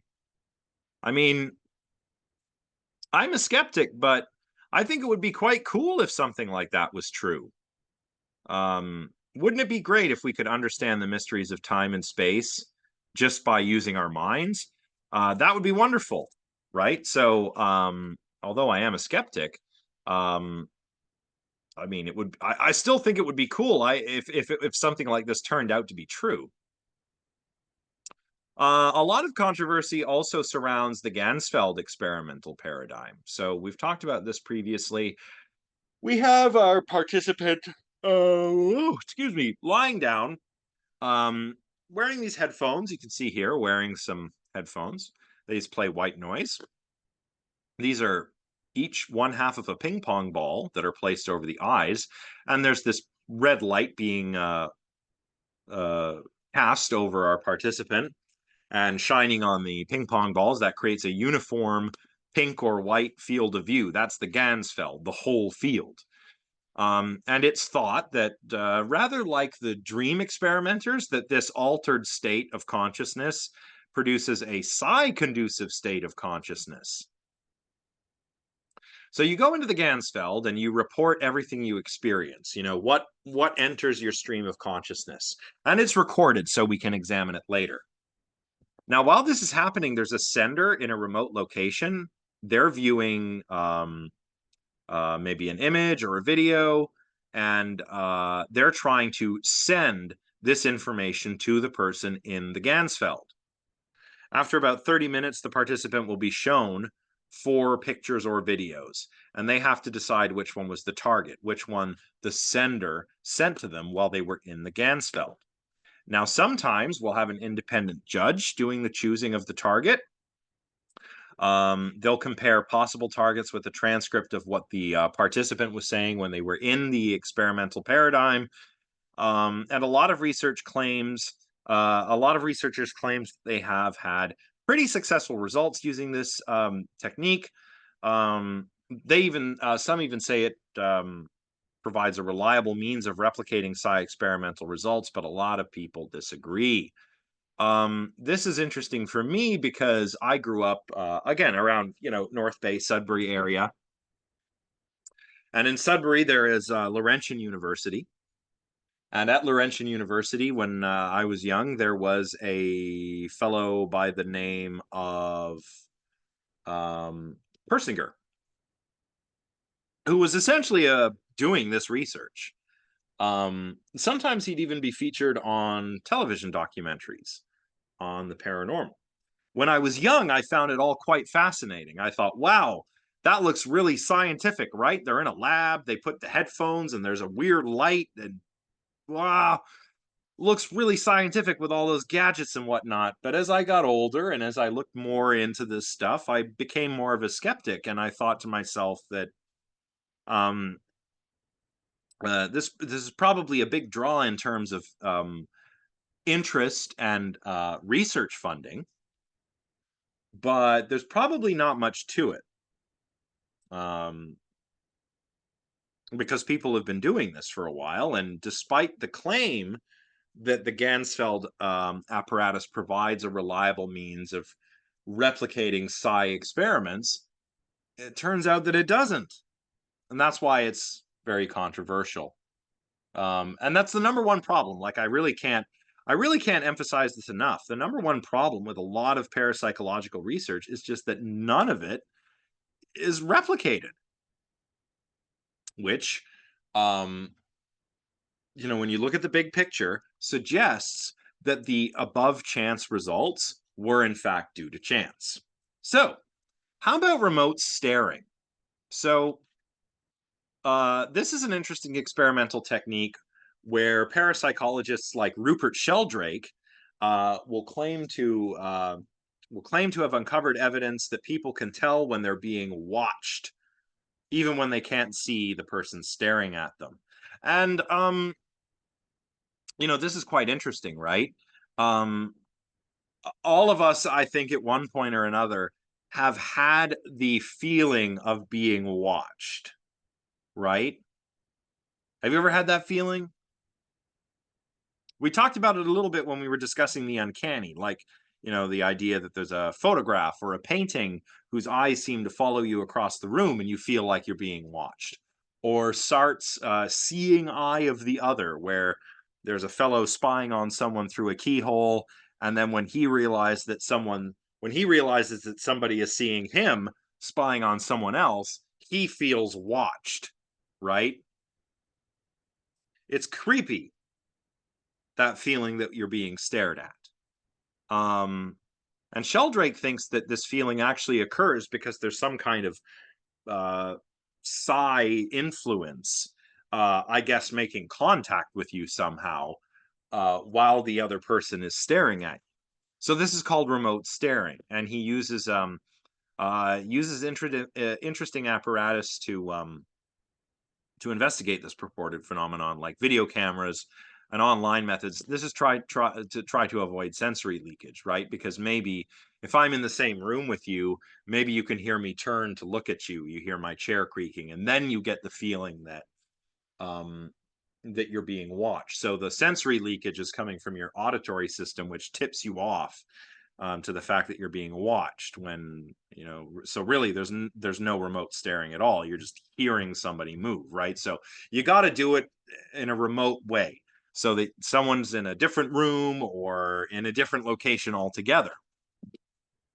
Now, Sheldrake claims to have amassed evidence for this phenomenon, that remote staring is real. He says that the evidence, hello. He says that there's evidence, the evidence that he's gathered suggests that people possess this sort of perceptual field, which extends beyond the head, quote unquote. He thinks that this is, quote, more compatible with theories of vision that involve both inward and outward movements of influence, as if there's some psychical force that extends out of your eyes and is detected by the person who's being observed.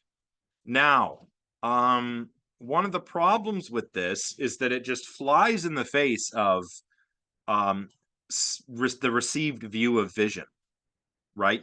Vision doesn't work that way. How does vision work?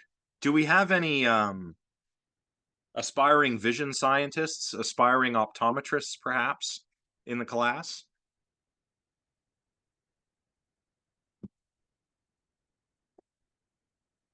Well, obviously, vision takes advantage of light, correct?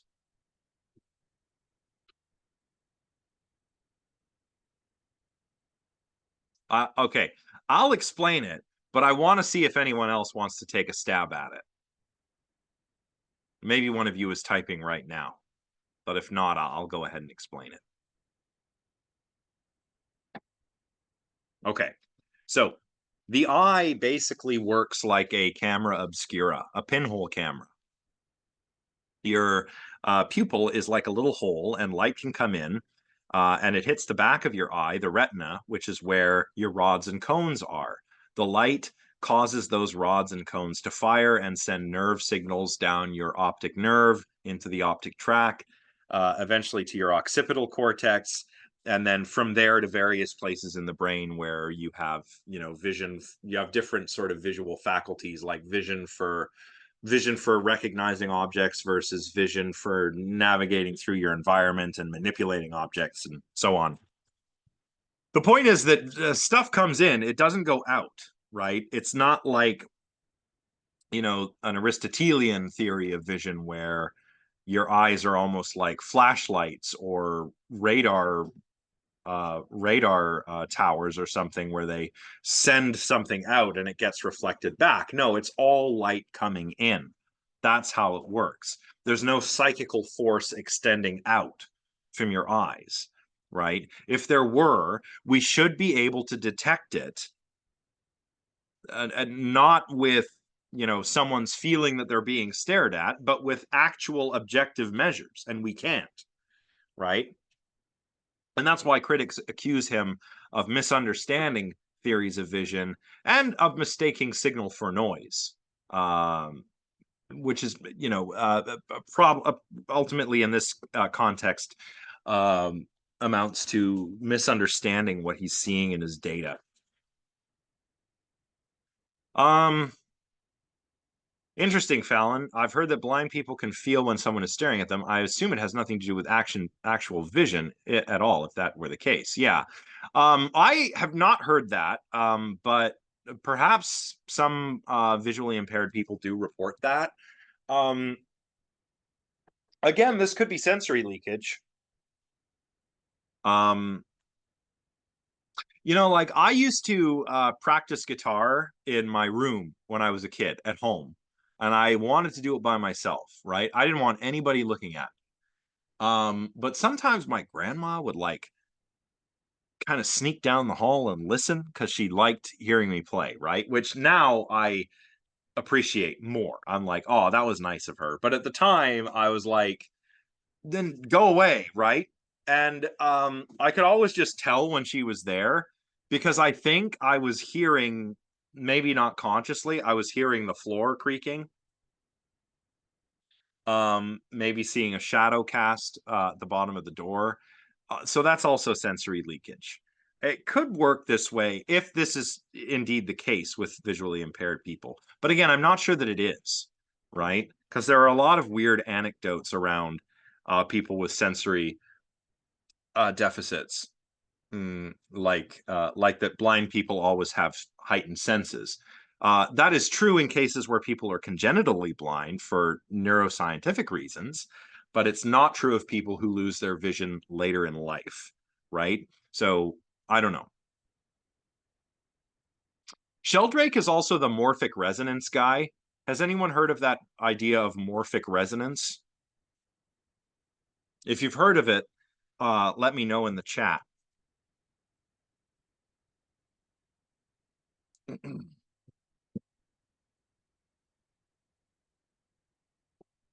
Perhaps we're unfamiliar with it.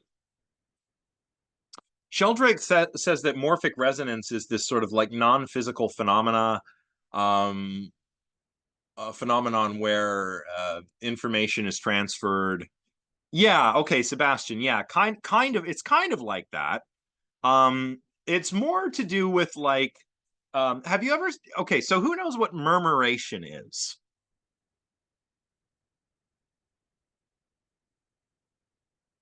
Yeah, Monica, in birds. Yeah, like when you see a flock of hundreds or thousands of birds, and they all seem to be moving in the same direction at the same time. That's called murmuration.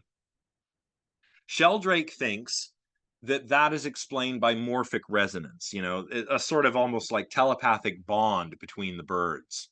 But you don't need morphic resonance to explain murmuration.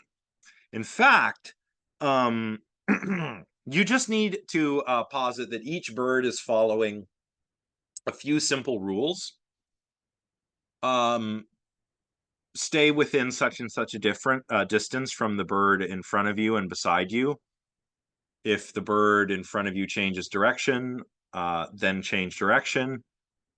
Unless you see food, then go get food. And these are the rules that were used to program the first computer simulations of bird flights. And these are what are used nowadays in computer generated imagery and in video games to model bird flights.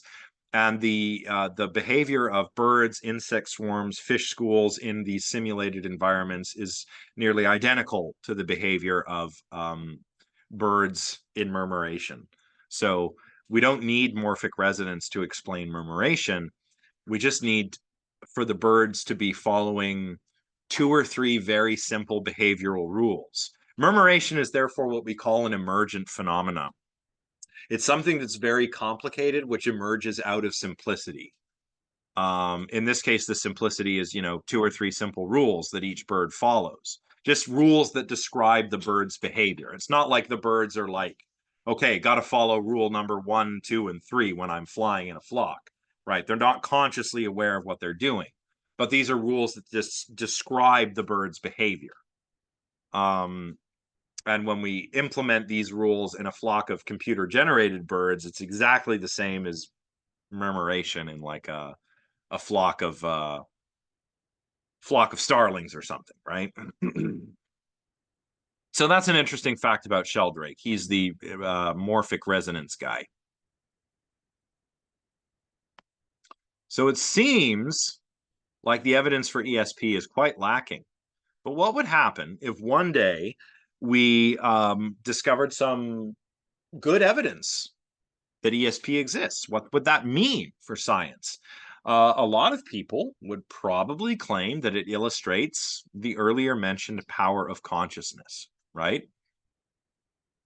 But even if we granted the possibility that the experiments we've looked for, we've looked at so far, forget about the replicability problem. Like, let's say that replication is not a problem, and we say, okay, these studies uncovered some significant results. The evidence doesn't seem to indicate that people can consciously control these abilities. How do we know that? The participants in all of these experiments are not aware of when their guesses are correct and incorrect. So even if you run an experiment on ESP and you get a significant result, a result that's significantly above chance, your participant doesn't know that they're doing as well as they're doing, which implies that if there is some ability there, it is not within their conscious control. So even if ESP exists, it's not the thing we can exercise voluntarily.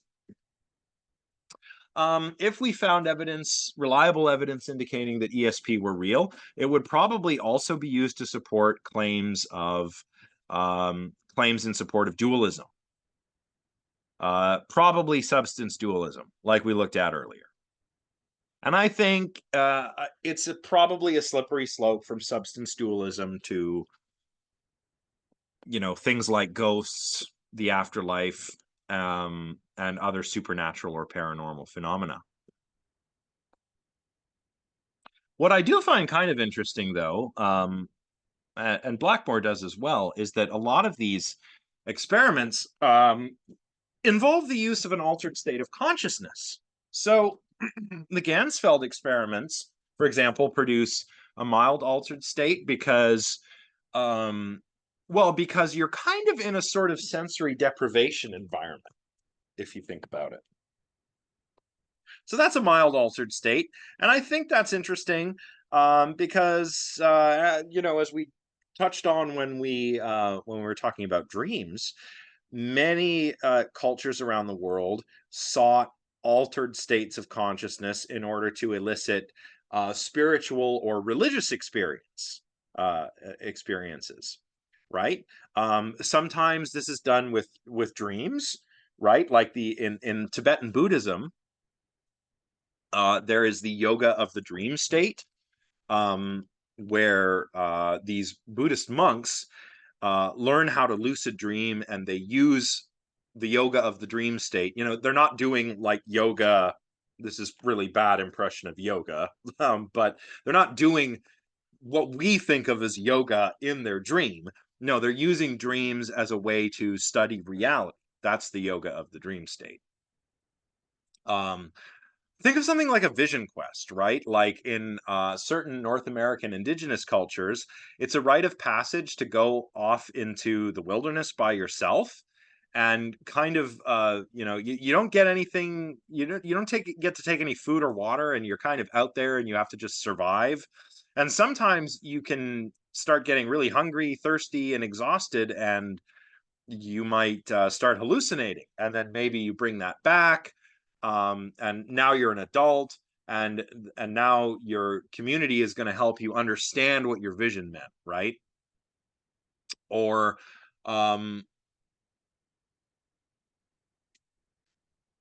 pharmacological agents, right?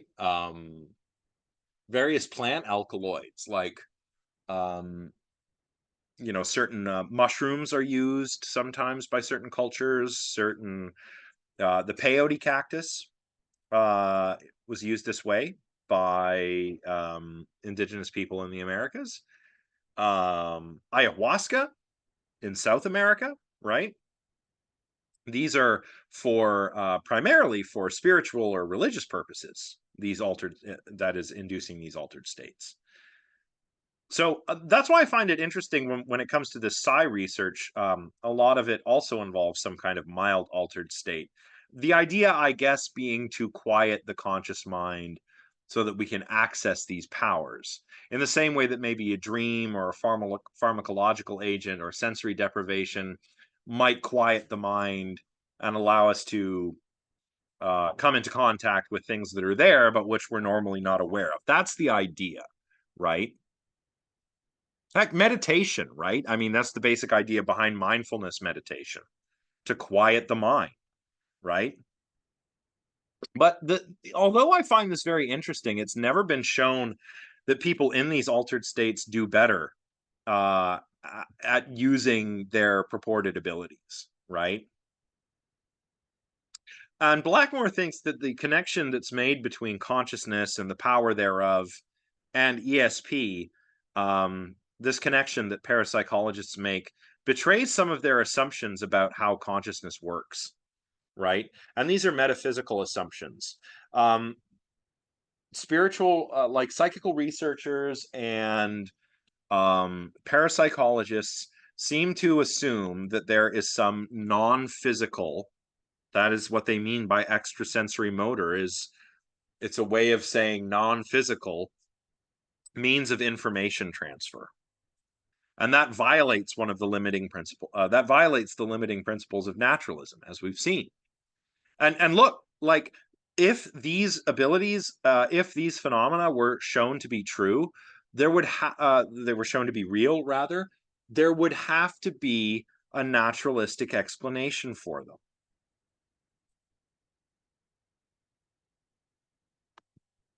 So that's it for ESP. Let's move on to psychokinesis. Let's see, how many slides do I have left? Because it gets a little funky at the end here with because we have to talk about quantum physics. Oh, we might make it. We might make it all the way through. Okay. Let's go back to the slideshow. So does anyone have any questions about ESP before we move on to talk about psychokinesis?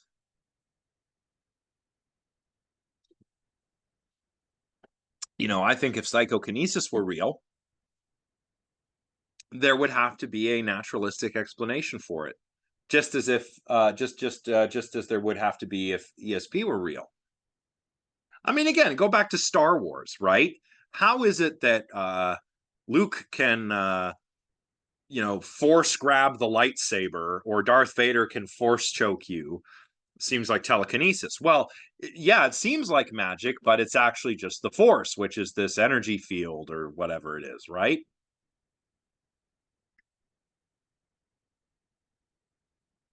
Sorry, Aaron, did you have a question or? Oh yes, question. Was the Otto Gansfeld experiment? Okay, so the Otto Gansfeld is a way of trying to make things a way of trying to improve the methodology. Basically, the Otto Gansfeld is where instead of the sender choosing, like, say I have four different pictures of different objects, and I'm the sender. In a regular Gansfeld experiment, I'm supposed to choose which one that I send, or a human might choose it for me, like another person would choose it for me, and then I, as the sender, send it. But in an Otto Gansfeld, it's just all up to the computer, and the choices are randomized using like computer algorithms, kind of like an electronic card shuffler.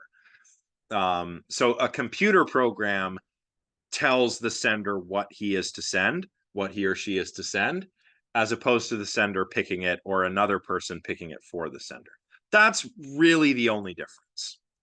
And in Blackmore's chapter, there is a you know how she has those extra boxes, which are like little further deep dives into some of the topics in the chapter. There is a box on the Gansfeld experiment, which goes into quite a lot of detail.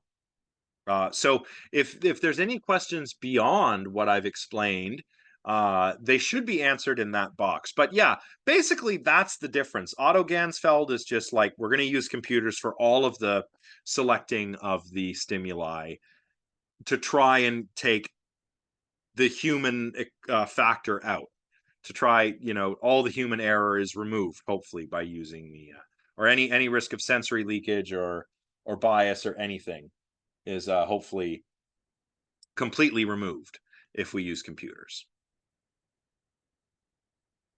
All right, so psychokinesis. Yeah, like I was saying, if it were real, there ought to be a natural explanation. So is it real? It is the purported ability to affect physical objects or processes in an extrasensory motor way without touching them. Mm. And a lot of research on PK, as we've seen, the Rhines started out looking at dice rolls. Um, it was during the I think during the 80s. A big one was seeing if random number generators could be influenced. Um, Spoon bending was a big one. Uh, and even in the very early days, like the movement of objects in a table turning seance might have been put down to what was called telekinesis at the time. A lot of meta analyses, however, such as one conducted by uh, Dean Rodden and another guy named Ferrari, found that the effect of consciousness on the fall of dice doesn't seem to be significant. In other words, there's probably not any effect of consciousness on dice rolls. A lot of the modern day research, which again, this is, I wouldn't say it's modern day, it's decades old now. A lot of that research examined what we called micro PK, which is the ability to exert an extrasensory motor influence upon microscopic processes, quantum processes, or probabilistic systems. Okay. Yeah, Izzy, good. Yeah. So Izzy plays Dungeons and Dragons and knows there's no mental effect on dice rolls. Well, like that, I think that is a great example of when people do think there is an effect. That's magical thinking, right? Like, you ever watch Wheel of Fortune? I used to watch Wheel of Fortune back in the day. And you know the premise of the game, right? The players spin a wheel that has some kind of prize on it, like money or a car or whatever. And then they have to guess what letters are in the puzzle. And they can use some of their money to buy vowels, but consonants are free.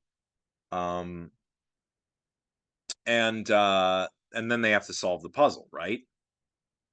But when people spin the wheel, they yell at the wheel, right? They give it a big spin and they're like, come on, big money, big money, big money. Like they're talking to the wheel as if they're going to affect the wheel, right? It's a similar idea with the dice roll stuff. And indeed, maybe if you've been to a casino, you've seen gamblers at the craps table going, shaking the dice and going, come on, well, maybe they blow a kiss or something for good luck, or maybe they're holding a lucky charm and they throw it all to see if they can influence the outcome of the dice. Right? That's the idea. One of the earliest ways in which PK was investigated beyond the dice throws. Yeah, that's right. I mean, essentially, like it back in ancient Rome, um, we would have prayed to either a god or an anthropomorphic personification of luck, right? We still do that. Yennefer. So you're absolutely right. Um, so research on micro PK began in the 70s, and they would have participants come into the lab and see if they could will lights to turn on or affect the motion of a light going around an oscilloscope.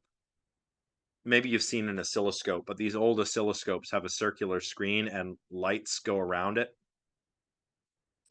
And maybe we have the lights hooked up to some kind of truly random process like radioactive decay, and we see if somebody can influence that process mentally.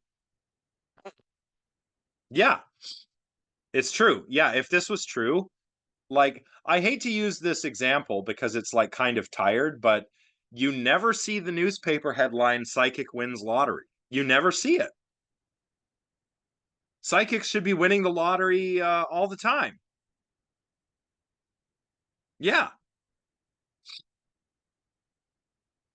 Um, like, what's an example? So if you have like if you're like okay, Spider-Man, right, has a spidey sense, and he uses it to great effect to help people, right? So if there was some kind of extrasensory perception, wouldn't people use it for good or ill? I mean, some people would certainly use their powers for ill, but we would hear about it, right? We would hear about it. We would see, at least at one point in our lives in the newspaper, that a psychic has won the lottery, right? Yeah, people do have bad feelings. That's intuition, though, and there's nothing magical about that. In intuition is an unconscious judgment. Yeah, yeah. Oh, I've seen those psychic twins. Yeah, they're like, well, we predicted 9/11 after 9/11. So why you should have told us like what you the psychic twins 9/11 because of psychic twins, right? Could have stopped it. Um so actually, Aaron, I will explain. We're going to look at it. We're going to look at that right now. I mean, lots of people would believe them because yeah, the conspiracy defense. Yeah, lots of people would believe them because lots of people believe in psychics, right? Yeah. And even Nostradamus, he's strange. He was really into like numerology and stuff. I mean, he's from a time when people were like trying stuff out. When philosophers and those folks were throwing stuff at the wall and seeing what sticks, right? Um, he wasn't the only one, right? I mean, Isaac Newton was also an alchemist, right? Um, but it just so happens that we figured out that physics works and alchemy doesn't, right? Oh yeah, Masumi, yeah, because The Simpsons always seems to predict things, right? Well, but then again, like The Simpsons has been on. The Simpsons it's almost as old as I am, and when there are that many episodes with that many wacky adventures, some of it is going to come true, right? Um, so yeah. But as to how PK could influence quantum mechanical processes like radioactive decay, let's talk a little bit about quantum mechanics. And I must preface this by saying that I am not a physicist, okay? So I don't have the best expertise in this area, but I do know enough to explain this to you. But beyond this, if you have more questions about physics, find a physics professor and ask them, okay? Yeah. Yeah, it's true. Like if you have enough monkeys and enough typewriters, right? Eventually, someone's going to write Shakespeare by chance. Enough monkeys, enough typewriters, and enough time. So, some theories of PK, observational theories, are based upon a particular interpretation of quantum mechanics, and an interpretation of the measurement problem. On this interpretation of PK, psi is not a force, but a shift in quantum probabilities. And the shift in probabilities is caused by the observation of a conscious agent. Yeah, so as he says, something I find on about this is the idea of us, in order to have influence over it, how would we have to understand how it works? Like, how could we have influence over a random number generator if we don't know how a computer works? Yeah, I agree. Like, a psychic might claim to influence the outcome of a random number generator, but what if they don't know how radioactive decay works? How do they influence it, right? I don't know. But this is what the scientists think, the parapsychologists. So, a shift in quantum probabilities. Okay, so who's familiar with the double slit experiment? If you're not, you can watch this video. This is a video by Jim Al-Khalil, I believe his name is. He's a physicist, and he explains the double slit experiment. But who's familiar with this and who is not familiar with this?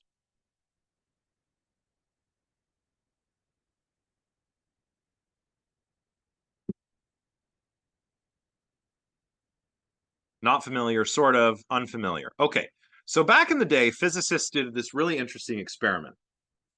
Um, we shoot some kind of elementary particle, say photons, light particles, right?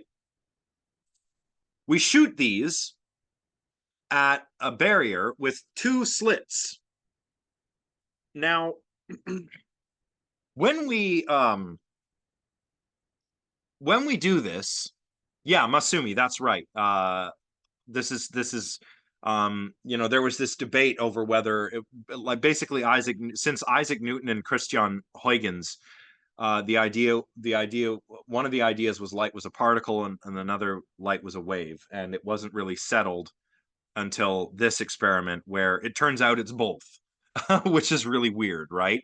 But so when we observe um, the photons being fired towards the barrier, they either go through one slit or another. So on the back, behind the barrier on our detector, we have like a bunch of photons impacting over here and a bunch impacting over here. If we don't observe, we get a different pattern. We get the interference pattern of a wave, which implies that light, when it's not observed, went through both slits at the same time. Okay.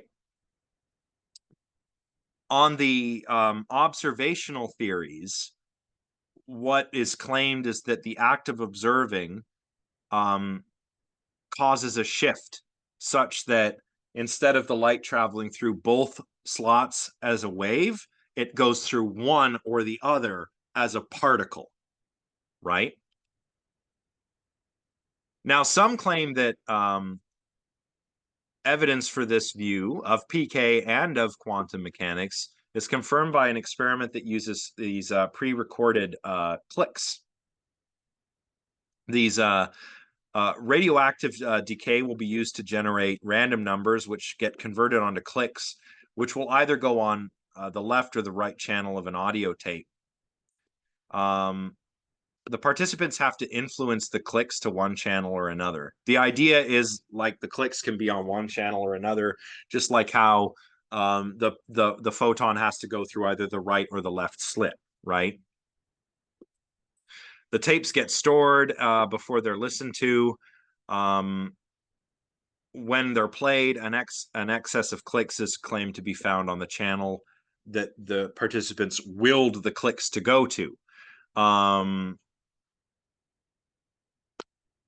Dick Bierman has actually used this to test something called the subjective reduction interpretation of the measurement problem. The idea here is that everything is probability until it becomes actuality.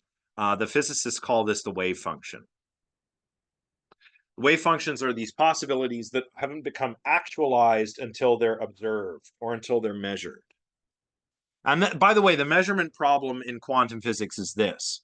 There are certain things that we can know when we measure something, but in the act of measuring, we change things such that there are other things that we cannot then know.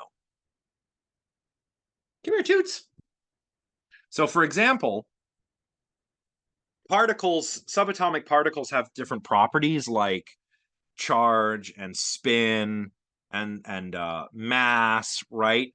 So let's say I could know the spin I could measure the spin of a particle, but I can't know the direction it's going in. Or if I measure the direction it's going in, I cannot then measure its spin, because by measuring it, I'm affecting it. The idea here is, I think, nicely captured by Schrodinger's cat, which I imagine some of you are familiar with. Who's familiar with Schrodinger's cat? What's up, Toots? Come here. Come here. I don't have a cat with me, but I do have a dog.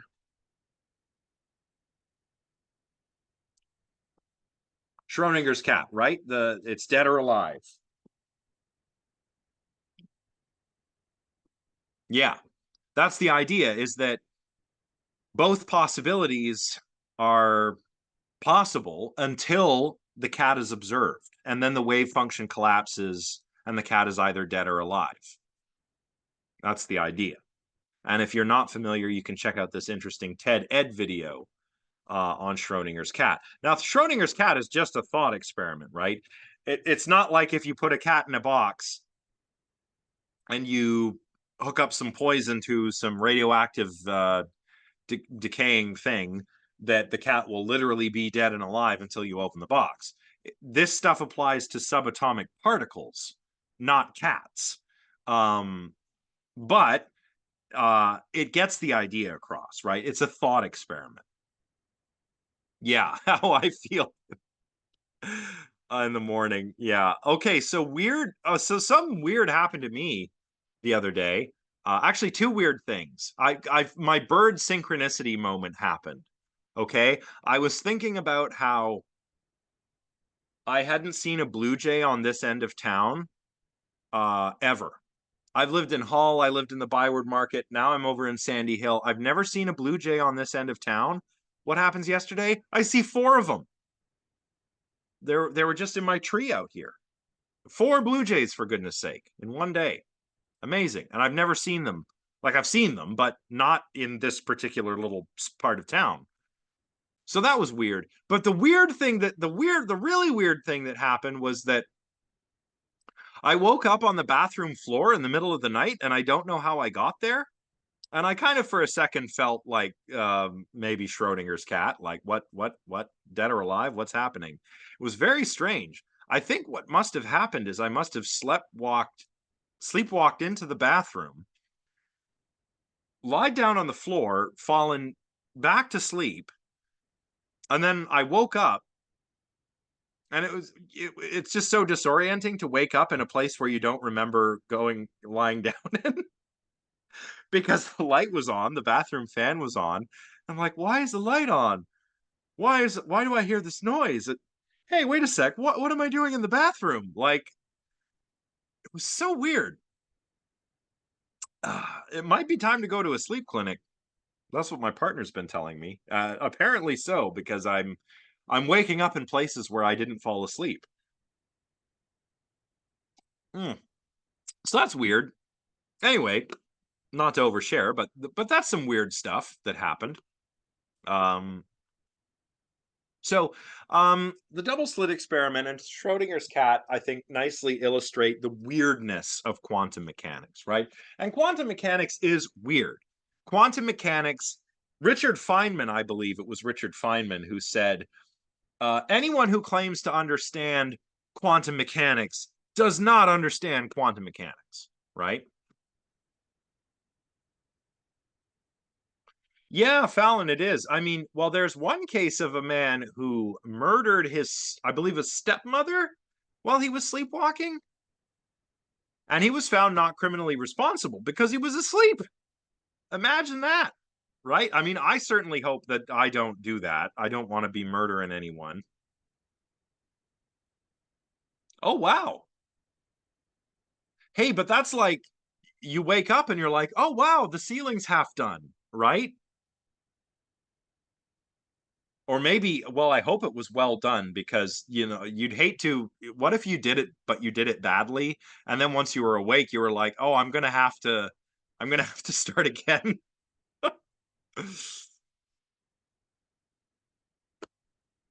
Aaron, like, the reason I raised the Richard Feynman quote is because we actually don't know why this happens. I think it's because when we observe, we are affecting the system. It's not, I don't think it's the power of consciousness. I think it's our experimental apparatus that's affecting things in such a way that we get a different result when we're monitoring than the result we get when they're not. But I think everybody should watch the video on this that I've linked here, because that guy is a physicist and he explains it better than I can, right? Oh wow, Thomas, that's interesting. I have to read more about this. Yeah, if you share, actually, Thomas, if you have sources on this, you should share them on the Discord server. That'd be a great place to share.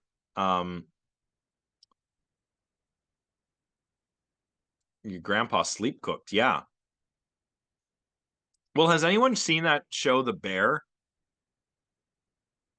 And in one of the early episodes in season 1, the main character, he's a chef, but he's got like, they all got some mental health problems, right? Anyway, he's having this dream, or he's having this restless sleep, and he wakes up and he's all this frozen food packages on his stovetop on fire because he's sleep cooking. It's quite unnerving. Yeah.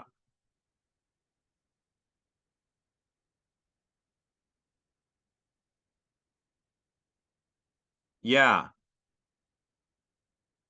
Yeah, Caitlin, I think that's the, yeah, that's, yeah, Kenneth Parks. Yeah, that's the case I think I had in mind. You can say stuck on your ceiling. I could do that in my sleep. That's a good one. Yeah. Yeah, so Kenneth Parks is I think the one I had in mind. Oh wow, interesting. Yeah, I don't sleepwalk a lot, but I apparently did because I don't remember getting up. I must have gotten up to use the restroom, but I don't remember doing it, which is very unlike me. Usually I remember a lot of things. So I don't know. But I didn't stucco the ceiling. I didn't murder anyone. I'm good. Um, oh geez, we only have about 10 minutes left, so we might have to finish these slides off next time. But you know, I gotta say, I really like the discussions we have. I really like the sort of tangents we go on. I think it's good discussion. I think it's fruitful discussion, and I like when it happens. So this is good. Yeah. Okay, so Dick Bierman tries to test the subjective reduction interpretation of the measurement problem using the method of the clicks being willed to different sides of the tape. So he recorded auditory invoked potentials from these participants while they listened to clicks from previously unobserved decay events. Auditory invoked potentials. He's recording brain waves. He's recording using an EEG and an electroencephalograph to record brain activity that occurs when you hear something.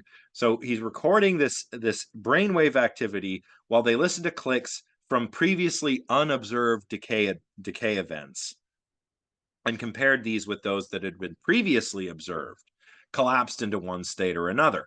And his early results showed a significant differences in brain responses, which would seem to imply that maybe consciousness is playing a role here.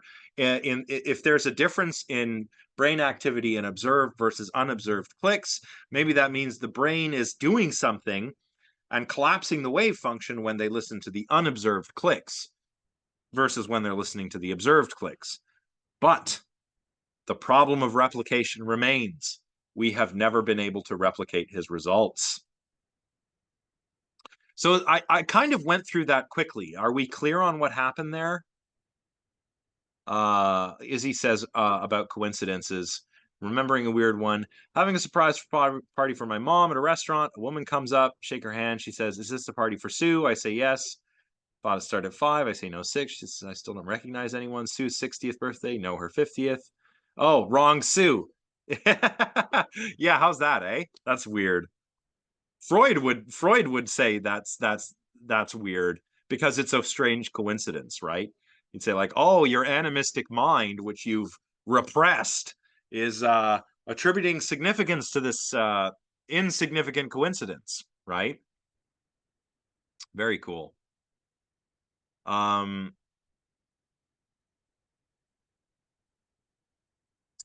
so is everyone clear on the Bierman stuff? On what was happening there? Because the idea there is that these clicks are generated by a quantum mechanical process, by radioactive decay. It's random and it's subject to the laws of quantum mechanics. I should say, I probably should have said this. Like, a lot of people are kind of like, whoa, quantum mechanics, what's that? Sounds cool. It is cool, but what is it about exactly? Well, it's a branch of physics that deals with stuff that's very, very small. It deals with stuff like on the subatomic level. So there's like Newtonian physics, which is like your everyday physics, right? Like objects at rest tend to stay at rest, objects in motions tend to remain in motion, right? That's Newtonian physics. That's like physics for the world we live in, middle world. Then there's general and special relativity. That's Einstein, right? E equals mc squared and all that. That's physics for stuff that's very massive or moving very fast.